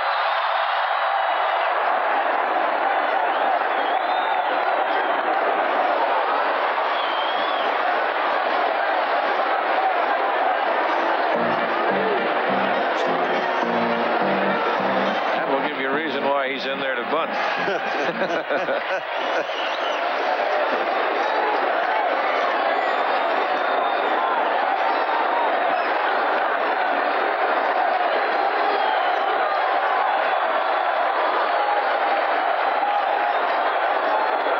Fouled it away to make it 1-2.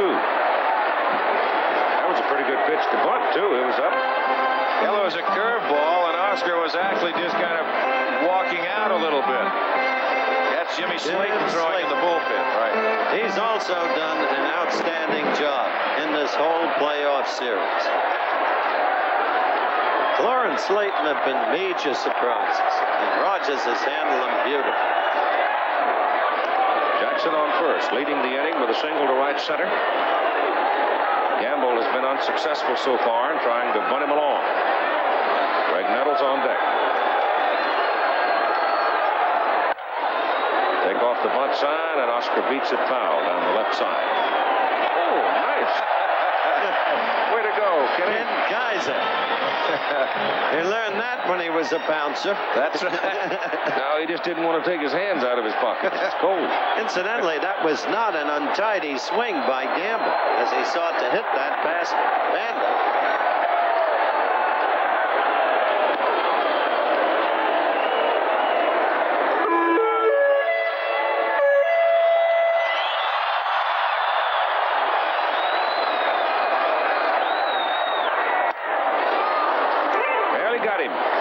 Strikes out.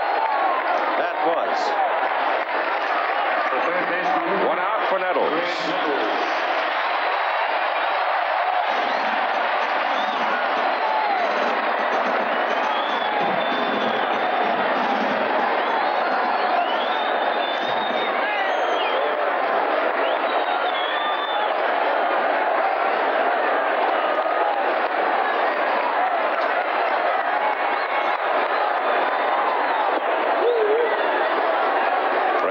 For a strike. Nettles came to the ballpark tonight with a collar.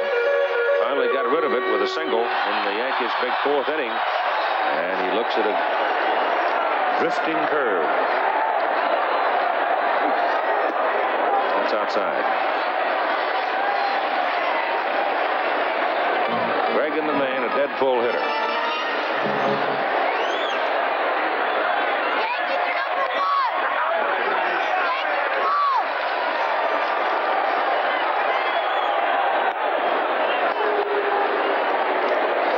Brewers had single runs in the 2nd and 3rd innings.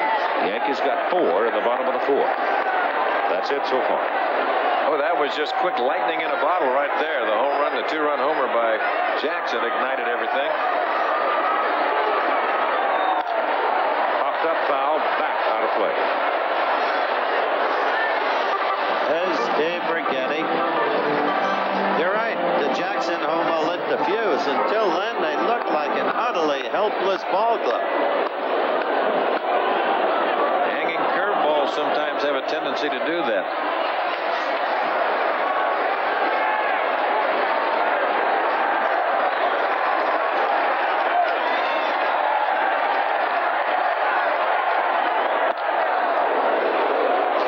Fastball just missed at 2-2.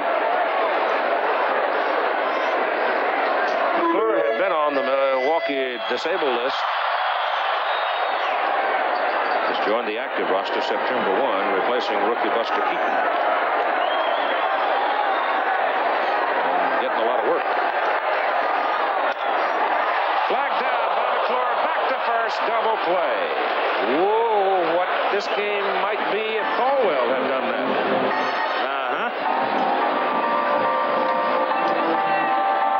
Now this ball really was not hit that hard, and that enabled McClure to get in position. It was hit off the end of the bat. After that, it's all academic. 4-2, New York.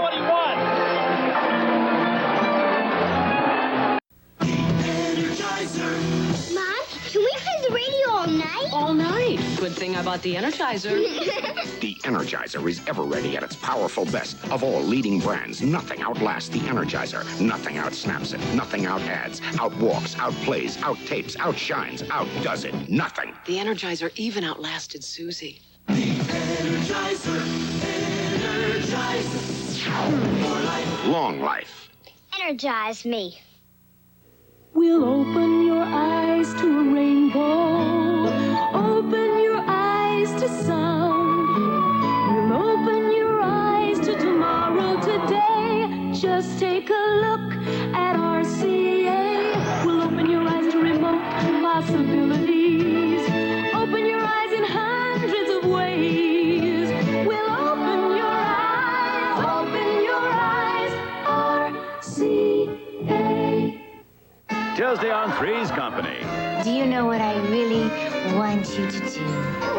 What? And look out. I'm pregnant. It's the season premiere. Too close for comfort. You may be going on 52, fella, but you're still dangerous. Then, they're killers. Jonathan and Jennifer try to turn the tables on murder in Acapulco. Heart to heart. Tuesday, starting at 9, 8 Central and Mountain on ABC. Here is Don Money walking up to hit for Ed Romero. Seasoned veteran. So Bob Rogers now, who without question, and particularly in perspective of what he faces from the other side of the field, has a limited bench. Number 7, Don Money. It'll be Money, then the top of the order, Molitor and Yount against Righetti. Righetti coming on in relief of Guidry in the 5th inning.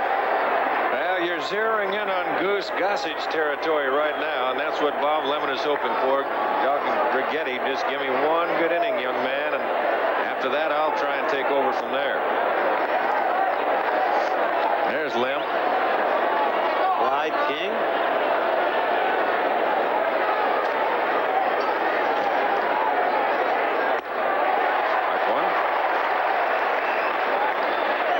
National League this afternoon, the Dodgers won the National League West, beating Houston 4-0 to win the series 3-2, winning all 3 at home. And Montreal beat Philadelphia 3-0 to win the Eastern Series of the National League. So Montreal and Los Angeles will have it up. In that Montreal game, we understand that it was Steve Rogers with a base hit to drive in the first 2 runs for the Expos, the pitcher. Well, they beat Carlton twice. That's right. That's what you call coming through. Money hits it in the air on the right side. Ball is drifting back toward the stands. Watson is over. He's got it. He's got it. Quite a play. Boy, there's a big play right there by Bob Watson. Helps to be 6'4", doesn't it? It does. And watch Mike Riley and give him credit. The first base umpire over there to see any kind of interference whatsoever. Now, he's on his own now. Fan knocks it out. No, right in There's there. no play, but Bob Watson reaches in with that glove, and the fans, you can tell they're true Yankee fans down there. They just got out of the way and said, go get it, big guy. Interesting picture. Molitor hits it in the air to center. Mumphrey. 2 down. Well, if Rigettis goes on at this pace, we'll be looking at Gossenstein at 8 and 9, and they're moving around in the Yankee pen.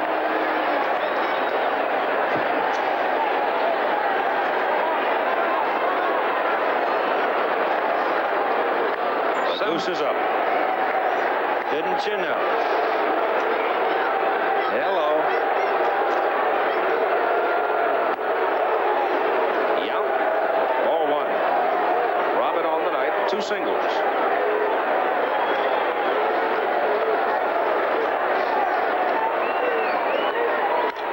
Ball is pretty well hit to deep left center field. Way back. Way back. It bangs off the wall. Yout turns second. Heading for third. The throw. He's in there with a triple. How do you folks like Robin Yout? Is he a ball player? You darn right he's a ball player, and a good one. You know what? This is a thing that Milwaukee has done now the last couple of innings, which you really don't like to see if you're sitting on the Milwaukee side. They've got a little something going in the last 2 innings. As we take another look at it, there's a fastball. Robin jumps all over it. Any other ballpark, that is long gone, but he's testing Death Valley right here. He short hops that bullpen gate out there. Winfield gets on it in a hurry. But the last 2 innings, they've had something going with 2 outs. Yep. And that's what's tough. Yep. Up to Coop to get Yout home. He's going to do it with a single to left field. Boy. And it's 4-3. Yankee lead cut to 1. And Mr. Gossage working in a little hurry now out in the Yankee bullpen. Here comes Bob Lemon. And how quickly they do it. Gosh, how I respect this Milwaukee team and admire them.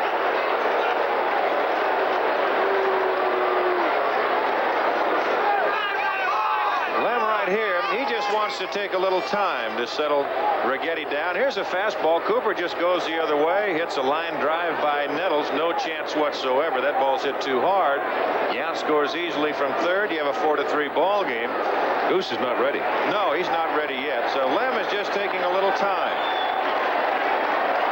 And just to settle the youngster down, I'm sure. Don't worry about that. We still got a leg up on him. Now it's Ted Simmons. He isn't easy. He turned everything around for Milwaukee. 2-run home run. They had been trailing Tommy John in the 3rd game. Pops it up on the right side, and this one is out of play. Shows you how important Watson's catch was on Molitor. Had he gotten on, we'd have a tie ball game. The outfield now, the late innings, they're playing a little bit deeper. Winfield deeper in left, Mumphrey's deeper in center, Jackson right almost to the warning track and right. They don't want a ball hit over their head. They'll keep it in front of him. They'll give him the base hit, but don't hit it over my head for an extra base hit because Cooper at first base has good speed. 1 ball and 1 strike. Action in the Milwaukee bullpen. Jim Slayton again.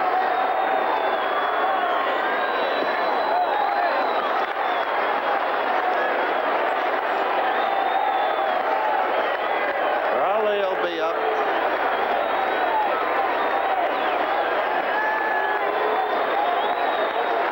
The Goose is ready. He's got his hands on his hips watching. Wow.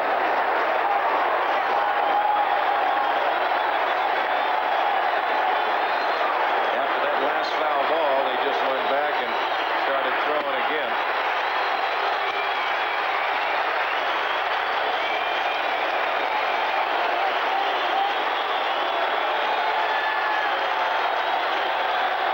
Two with 2 out.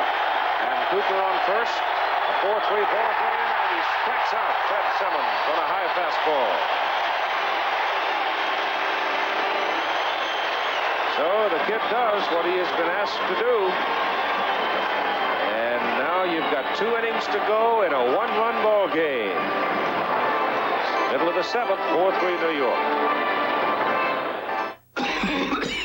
Fix Formula 44D, please. Helen, with this nasty cough plus congestion, I need Formula 44D. But Helen, I need a decongestant, not just strong cough medicine. You need Formula 44D. It's strong like Formula 44, has the strongest non-narcotic cough suppressant you can buy, plus ingredients to help unstuff your nose and loosen up for chest congestion. That's what I said. Formula 44D, strong for coughs plus congestion. Peter Falk works for his living. What can you expect from a day that starts with getting up in the morning? Iris and Molly are his living. You know, I had a thought, an idea for you girls. We are not getting tattooed, Harry. They're called the California Dogs, and they're going from the bottom to the top in one night. What a night! What a move! What a movie. All the Marbles, rated R. Starts Friday at a theater near you.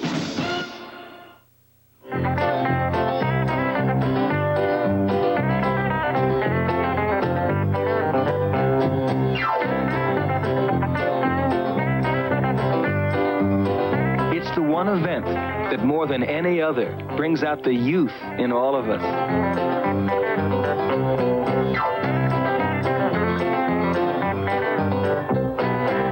Baseball fever. Catch it. It's worth it.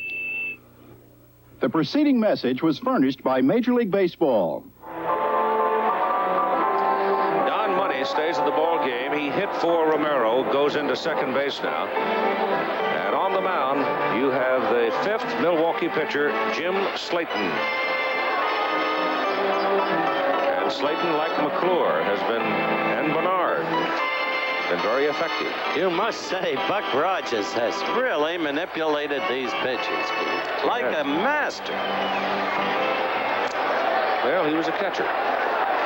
That's exactly right, and a good one. The first baseman. He's done a good job over here at Milwaukee, and him and the Brewers, all of them. From Bud Selig, Harry Dalton, right on down. They're all to be commended, regardless of the outcome of tonight's game.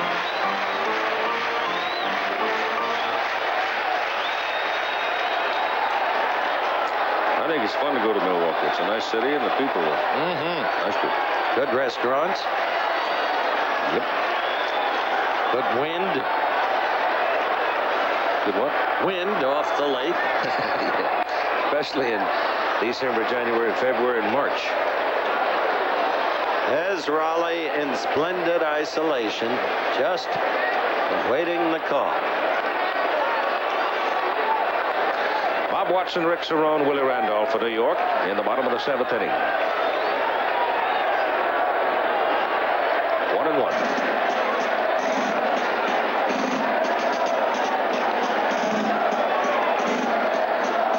There are your football games for this coming Saturday. Texas, Arkansas, UCLA, Washington State, Brigham Young, San Diego State, Central Michigan, Toledo. Texas may very well be number 1 in the nation this week after that walloping of Oklahoma, 34-14. Throw across the country, called the Yankee infield. Tonight, being a little bit soft, it was thought the other night we came in when Tommy John was pitching, it would serve him well with his sinker ball. Tonight, it served Robin Yount quite well because a couple of his hits were helped by the soft texture of the Yankee infield. But that triple, that triple was something. Oh, did he hit that? I'm told there may be another game added to that regional lineup that you just saw a moment ago.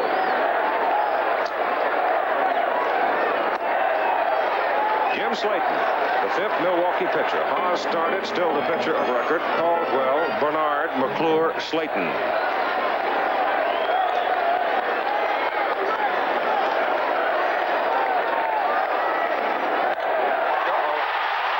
It's gone. Home run. Rick Cerrone. A single and a home run in tonight's ball game. Seton Hall has answered his boss in the best way he possibly could.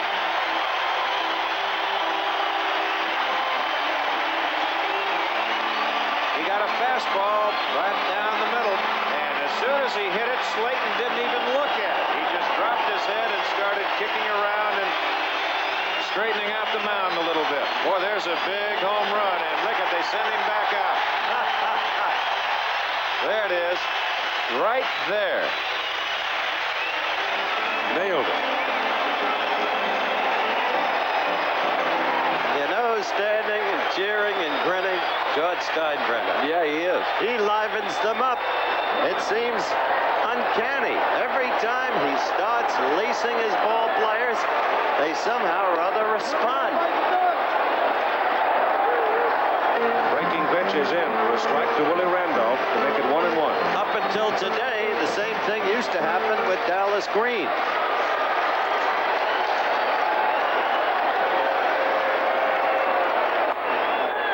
We should know something next week on Dallas and the stories that keep surfacing.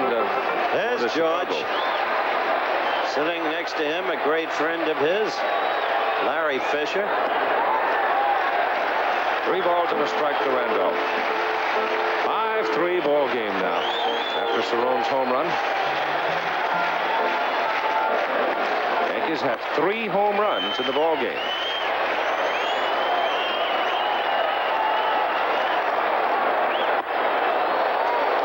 Two. We've got a left-hander in the Milwaukee bullpen. Must be Jamie Easterly. It is. Hot water bottle.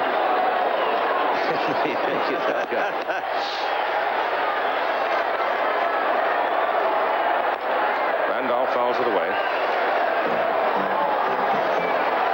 There's Jamie. Now getting the left-hander up because you've got the left-handers approaching in that Yankee lineup again. Yeah, you two have been talking about the irony of scores and what's happened in games to game. Here we are, 5-3, final score of game 1. And game 3, wasn't it? Laced to left field, but went the other way for the Yankees. And then Milwaukee 5-3, and now once again. Randolph first hit of the night. And we'll go back to the top of the order now for Jerry Mumphrey. With 1 out, Larry Milburn. And they're picking on Jim Slayton. Mumphrey, of course, switch hitter, turns around.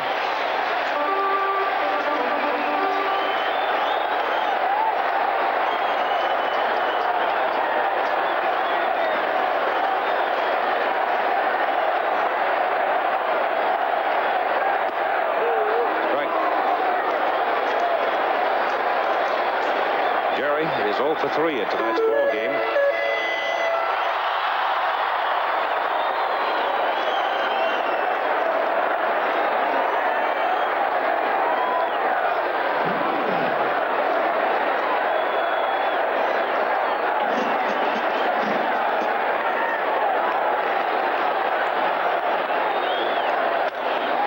Sharply to Money, whips it back to first. And the inning is over. So the looping liner to Don Money, whipped back to first to double off the runner. And after 7, it's 5-3 Yankees. This is radiator rust. It's building up after just 10,000 miles on weak, neglected antifreeze. Now look at a radiator protected with new improved Prestone 2 after the same miles. Quite a difference.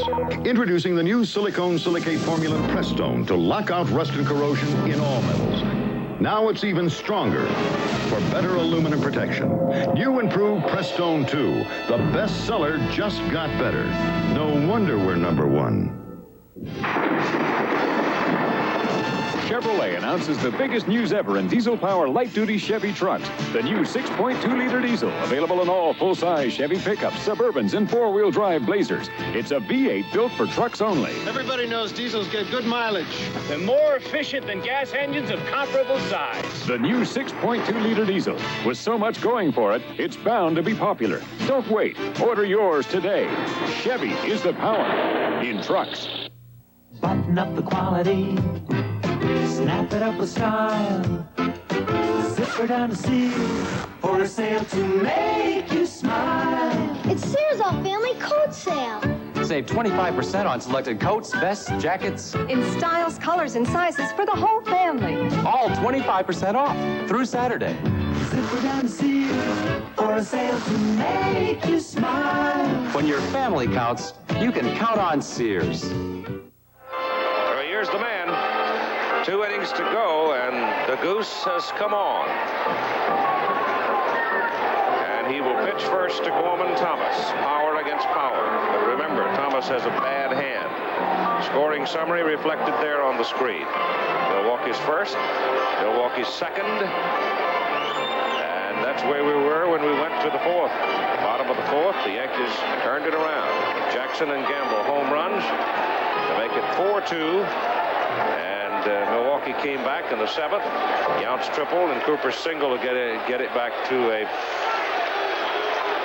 4-3 circumstance. And then the Yankees with Cerrone hitting the home run to left to make it 5-3. So here is Rich Gossage. He's had a day's rest. And it looks like he's ready to go bear hunting. You better believe it. You know what? The first pitch is 96 miles an hour. Now that's intimidation. I tell you hitting against a guy like there's no need waiting on him. You know what you're going to get. Heat in capital letters. That's only 97 miles an hour.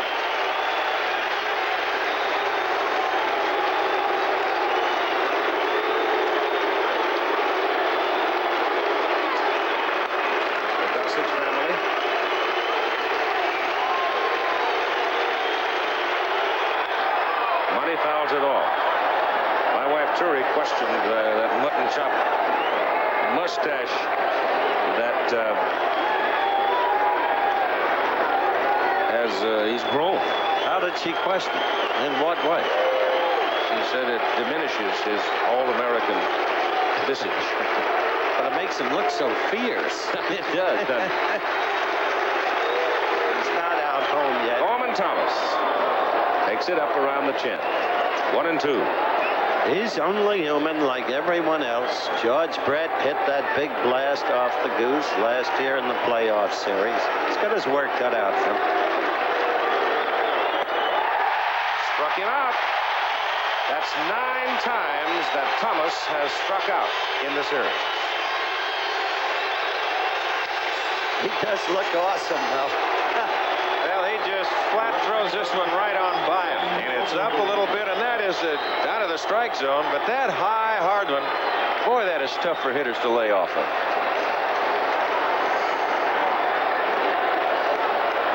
Now it's Benji, Ben Ogleby.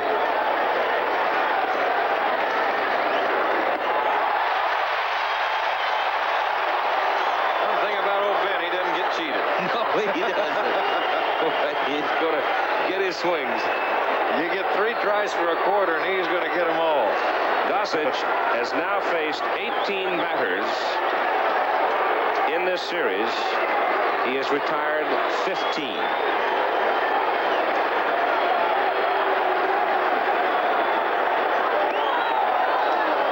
Ball 1-1.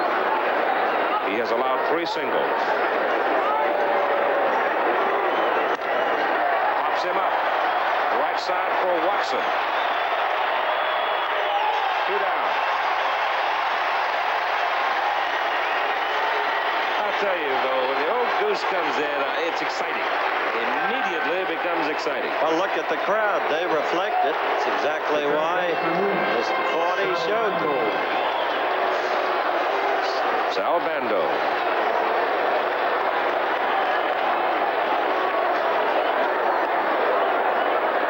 You know, as much of the talk that has gone on and the meeting they had yesterday after the game and everything considered, we've had 5, I think, good ball games in this series. You're only there, it's only halfway. You got to still face Billy Martin and the Oakland A's before you can go to the series. Right.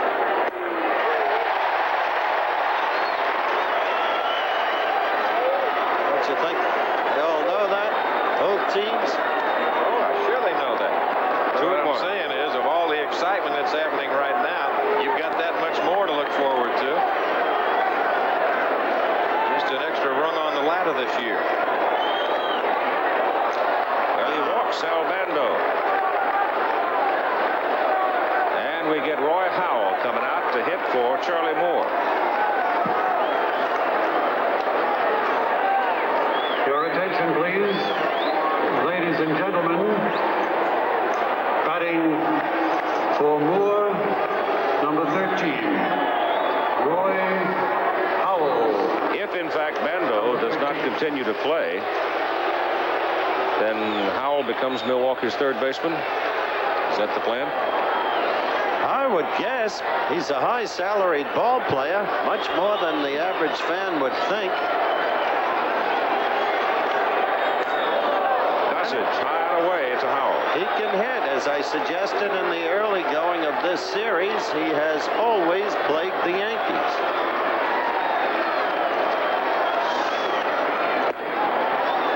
Ball two. And suddenly Goose is having trouble.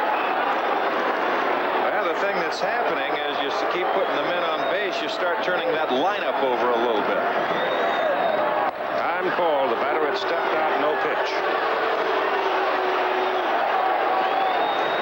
When you keep turning the lineup over all the time, all of a sudden you look up and you've got the wrong people standing there with a bat in your hand.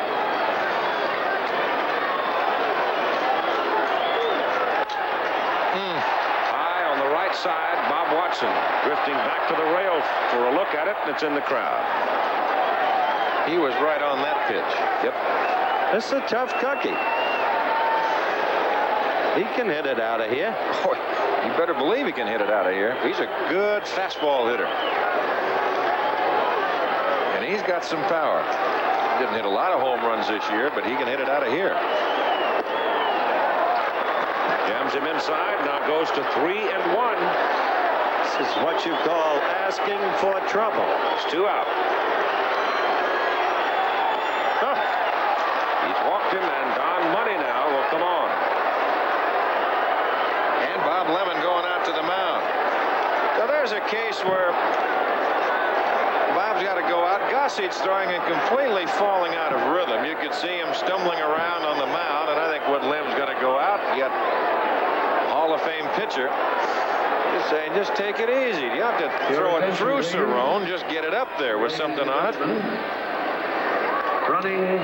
Edwards is the pinch runner at first base now.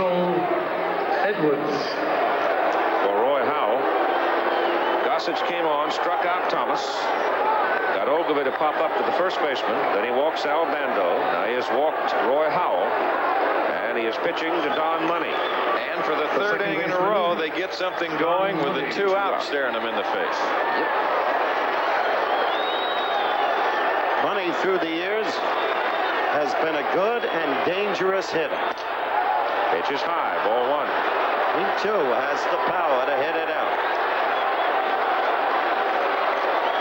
Bando is not the swiftest of the swift. Little check swing, foul back.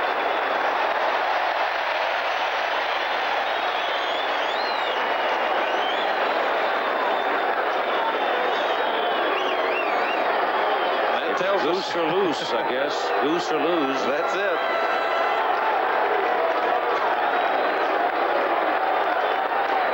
Foul back. Top of the 8th inning. 2 out, 2 on. Yankees lead 5-3.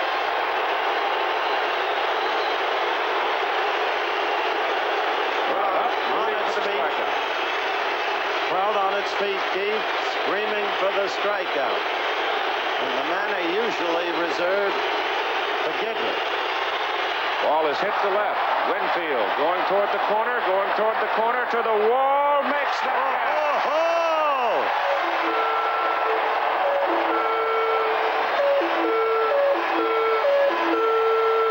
Oh, resignation for a moment flickers across the face of Sal Bando. Milwaukee can't do anything, though even they threaten severely. The swing Money had on the Gossage fastball, he really didn't have. It was sort of a flick of the wrist more That's than all. anything else. You're right, Keith. It wasn't a real good swing. Watch Winfield. Right to the wall. Come to me, baby. Larry Milburn cuts it off and holds him to a single. Marshall Edwards is playing right field. That's 3 hits for Milburn. He's been amazing. Jamie Easterly throwing again in the Milwaukee bullpen, a left-hander, because after Winfield, that's what you've got. The left fielder, Dave Winfield. 5-3 New York. Yankees batting in the bottom of the 8th inning. Jim Slayton has been touched for a home run by Cerrone, a single by Randolph, and now a single by Milburn.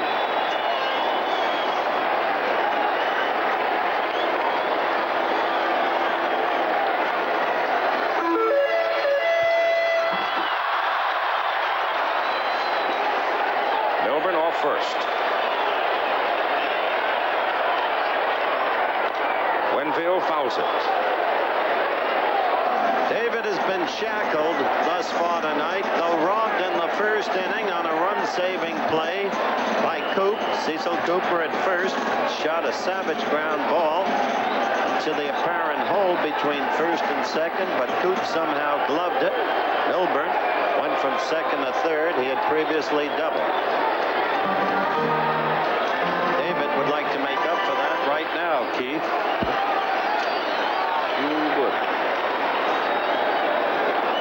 Tommy John up throwing in the bullpen for New York. Just another game. That's what Ron Guidry said, as the managers do not listen.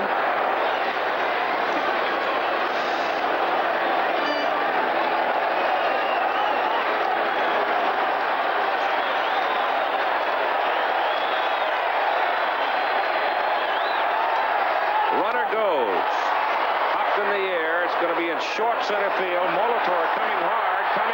One hands it, whips it back. And there's no play at first. That thing was a mile high. Otherwise, Molitor has no chance to get to it. Boy, he had a long way to go, and here comes Bob Rogers, and I got to believe that, well, we look at it again. Out on the end of the bat, Molitor was extremely deep. Money, who was on the hit and run going over to cover the bag, did not get back. Molitor looking to see who's coming, but with good speed, makes the catch. Milburn almost started to go to second base. It appeared that he might not get it. Slayton leaves, and Jamie Easterly will come on for Milwaukee. We've got a timeout. Comes the 6th Milwaukee pitcher of the night. With 1 out, and Milburn on first base in the New York 8th. Reggie Jackson comes to the plate. You have Jackson, Gamble, Nettles, all left-handed hitters.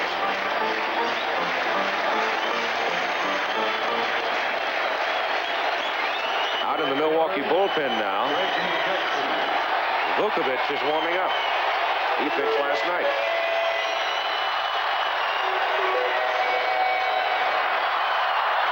Pete is scheduled to be the pitcher in the second game of the series. The tonsillitis, laryngitis is quite ill.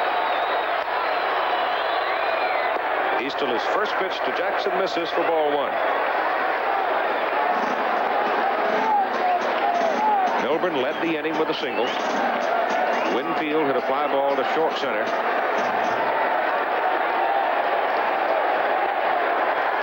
The big inning for New York was the 4th. In that inning, Reggie Jackson hit a 2-run home run. This is the championship game of the American League Eastern Division. Well, Keith, the Brewers can't ask for any more than what they've got coming up in the 9th inning, the top of the order. 1-1.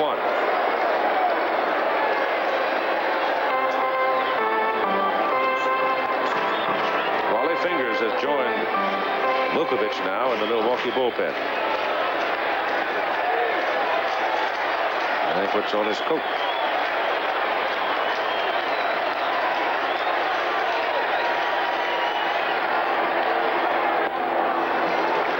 The count on Reggie Jackson goes to 2 balls and 1 strike. I'm sure in the case of Vukovic, it's a voluntary move on his part. Knowing him, it is.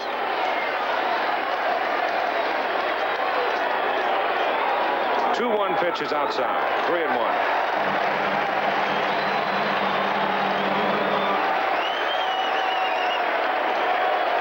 Oscar Gamble, who has a home run tonight.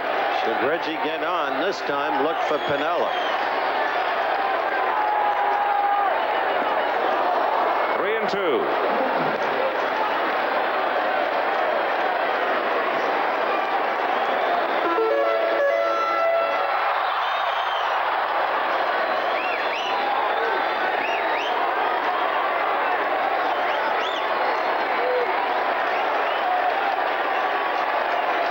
Runner goes on 3-2. It's foul back. Barry Milburn coming back to first base. Milburn in the series, 6 for 19, 316 batting average. He's had a good series. Made some good plays in the field. 3-2 to Jackson. Loop to center, base hit. And Milburn turns and goes on to third. Runners on the corner. Now we'll see about Gamble. Very gratifying evening for Jackson. A 2-run home run that ignited his ball club in the 4th against Moose Haas, and then consecutive singles against left-handed pitchers. He hung in there. Now you will get Piniella. Well, here's where Bob Rogers has to gamble a little bit. I don't know if Vukovich is ready. Now the hat comes off in the bullpen from Larry Haney. So Vuk says he's ready. So if you go to Vukovich, he has to pitch to one man. Bob Lemon now sitting in the driver's seat. Because if they bring in Vukovich to pitch to Piniella, Lemon can counter with Bobby Mercer if he wants to. Or Reverie. Who, as we've commented, is a superb. Well, here's the gamble by Rogers right here. And I think what he's doing is hoping he's gambling on the ground ball as you look at Milburn at third and over at first Reggie Jackson. It's a big, big run. Only one out.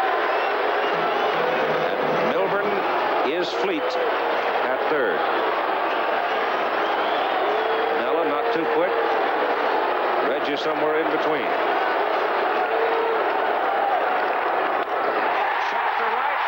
Base hit, going into the corner. Milburn scores. Jackson around, goes to third. Piniella stands at second, double. 6-3, New York.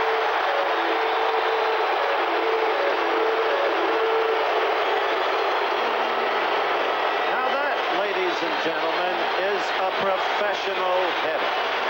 To see him guide that ball, Don. He's been trying to hit to right field ever since he's got back to Yankee Stadium. He just lays the bat on the ball. They got a fastball out over the plate. He was going that way all the time. Take another look at it. He just tries to hit the ball to right field.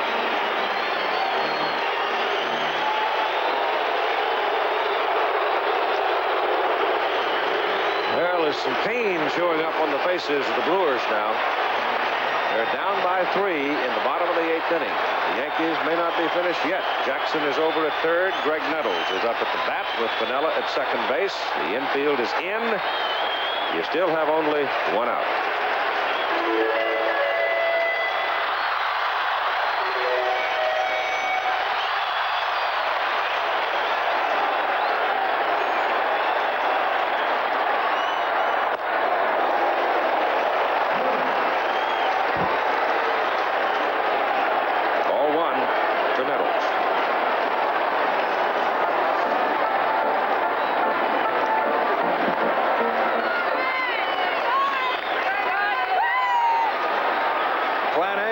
Mean everybody stays. Nettles hits it to center field. That'll get Reggie home. Molitor drifts over and makes the catch. Jackson tags and comes. The throw comes all the way through. Thrown high. And it is now a 7-3 ball game. And I think Billy Martin and the Oakland A's might be thinking about coming on to New York. I would say that the motors are about being started right now.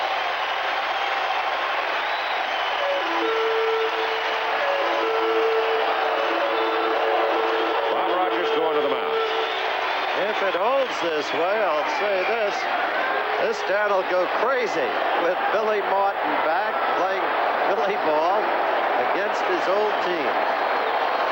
So Pete Vukovich, who started last night's game, will come on in relief and become the 7th Milwaukee pitcher. Time is up. With 2 out now, and 2 more runs across to make it a 7-3 New York lead. Brewers with only 1 chance remaining in the top of the 9th inning. Bob Watson has a single and 3 trips. The crowd 47,505. Mookie on the year was 14-4 for the Brewers. And ball is hit well to left. Ogilvy has room though, and makes the catch to retire the side. So, after 8 innings of play at Yankee Stadium, 7-3 New York. Back with more after this word from our local station. It's the top of the order for the Milwaukee Brewers. Paul Molitor, Robin Yount, and Cecil Cooper against Rich Gossage.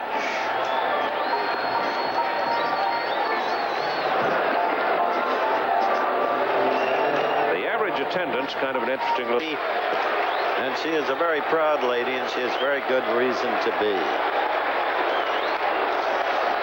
He's trying to get his 3rd save in this playoff series. Dave Righetti will get the win to be his 2nd.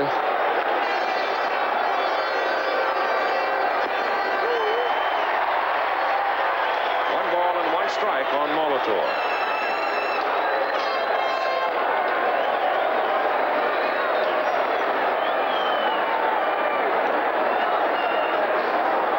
Time called for a moment.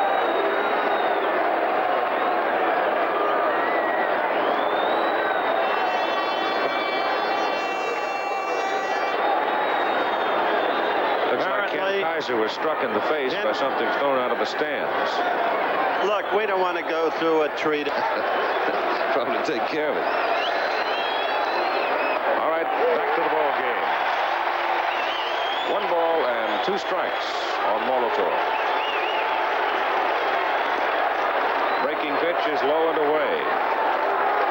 Milwaukee leaving 9 men tonight. The Yankees only 3.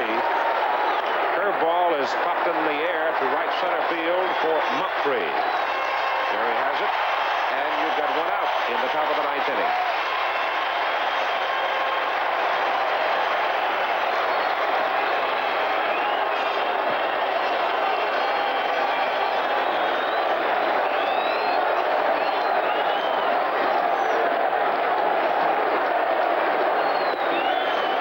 Pitch is low and away for ball 1. Robin Yount. Robin a single, twice, and a triple, and a run scored.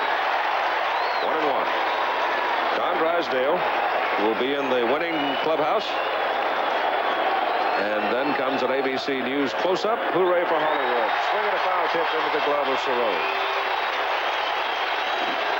This has been, I think it's fair to say, an interesting series. Moments of drama. Ball is hit in the air down the left field line. Shortstop Milburn has the best shot at it and makes the catch.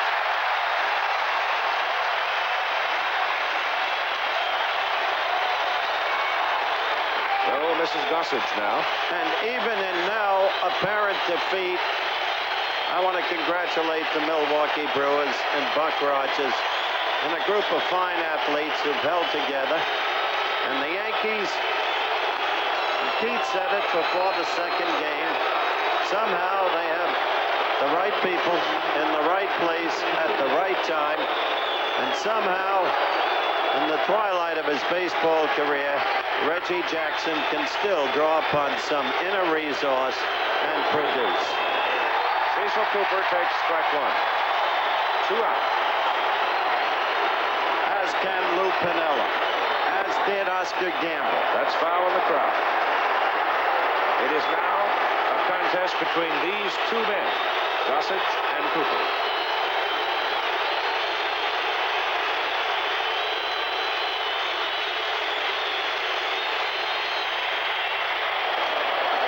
One ball, 2 strikes.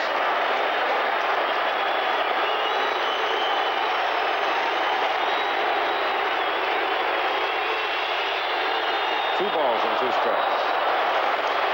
Trying to throw a change, looks like. Just show him something different. Now here comes the heater. Oh, gave him a curveball. He pops it up. Greg Nettles. Game is over.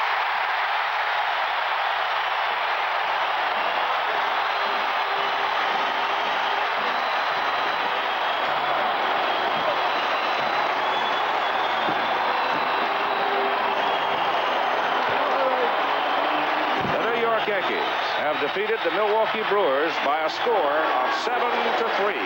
Dave Righetti gets the win. Goose Gossage, his third save. Righetti's second win. Moose Haas, the loss, his second loss.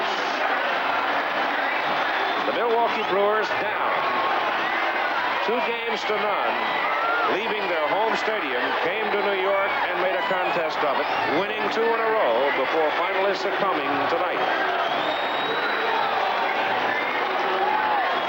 So the usual pandemonium on the field.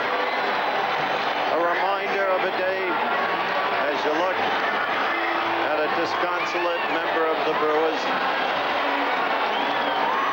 Reminder of the day when Chris Chambliss hit that home run, Keith. You and I were here to defeat Kansas City in what was then a league championship series. In the line, it appeared that somebody had to ignite something on the Yankee bench, and the home run did it. Well, I don't want to take that credit, really, but, you know, we really played very well today, and the ball club rose to the occasion.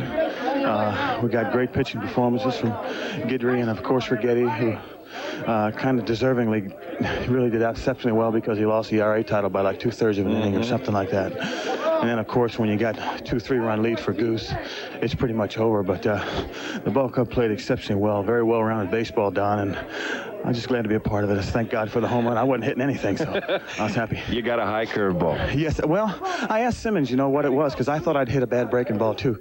But he said I hit a fork, or that split-fingered fastball I'd been working with, and it just kind of tumbled, you know, and stayed there for me. And I just been hitting mistakes, and I guess that was one. Reg, did the meeting yesterday, did that get anything? Did that help any at all? You know, it's I don't know if it helps, but it seems to be kind of coincidental that whenever George raises hell, or just, you know, we kind of respond. But yesterday was something I'd really never seen before, Don, and I was disappointed and you know, kind of hurt by the whole thing that we would be kind of jumped on right after a loss. But you know, the man owns the ball club. He does what he wants to do, and you know, I may not agree with it, but damn sure seems like it works. And you got your former manager coming in. Well, yeah, Billy's coming in. That's right. I didn't even think about it. But the A's are, you know, hell of a club. But I don't know right now. I'm glad that we came back because it sure didn't look good for the home team. Reg, congratulations. Good luck with Oakland. Thanks, Don. Thanks a lot. Okay, and right now we got Rick Cerrone coming in. Rick, congratulations. I know that it has to make you feel happy in light of what happened yesterday, and you get a couple of base hits tonight, and really a very big key home run that gave you that 2-run lead again. It was a great feeling. I know when I was circling the bases, it was that much closer we were to winning this thing. We struggled the last couple days, but we showed a lot of class coming back today and winning. You know, we were down 2-0, but got a great bunch of guys here, and something like this just might spark us all the way. Okay, right now let's go back up to Keith Jackson. All right, Don, thank you very much. It seems kind of quiet. There is no champagne cork being popped down there. They will not celebrate. This is just the first round. After the next round, they might get on to something a little more serious. We'll be right back after this word from our local stations. Wednesday, October 14th. And now we'll meet the Oakland A's. 7-3 in New York in game number 5. Travel arrangements made through and promotional fee paid by United Airlines. United flies more people to Hawaii than any other airline. That's what Friendly Skies are all about. Tonight's game, a presentation of ABC Sports, recognized around the world as the leader in sports television. And the show is over for the moment at Yankee Stadium.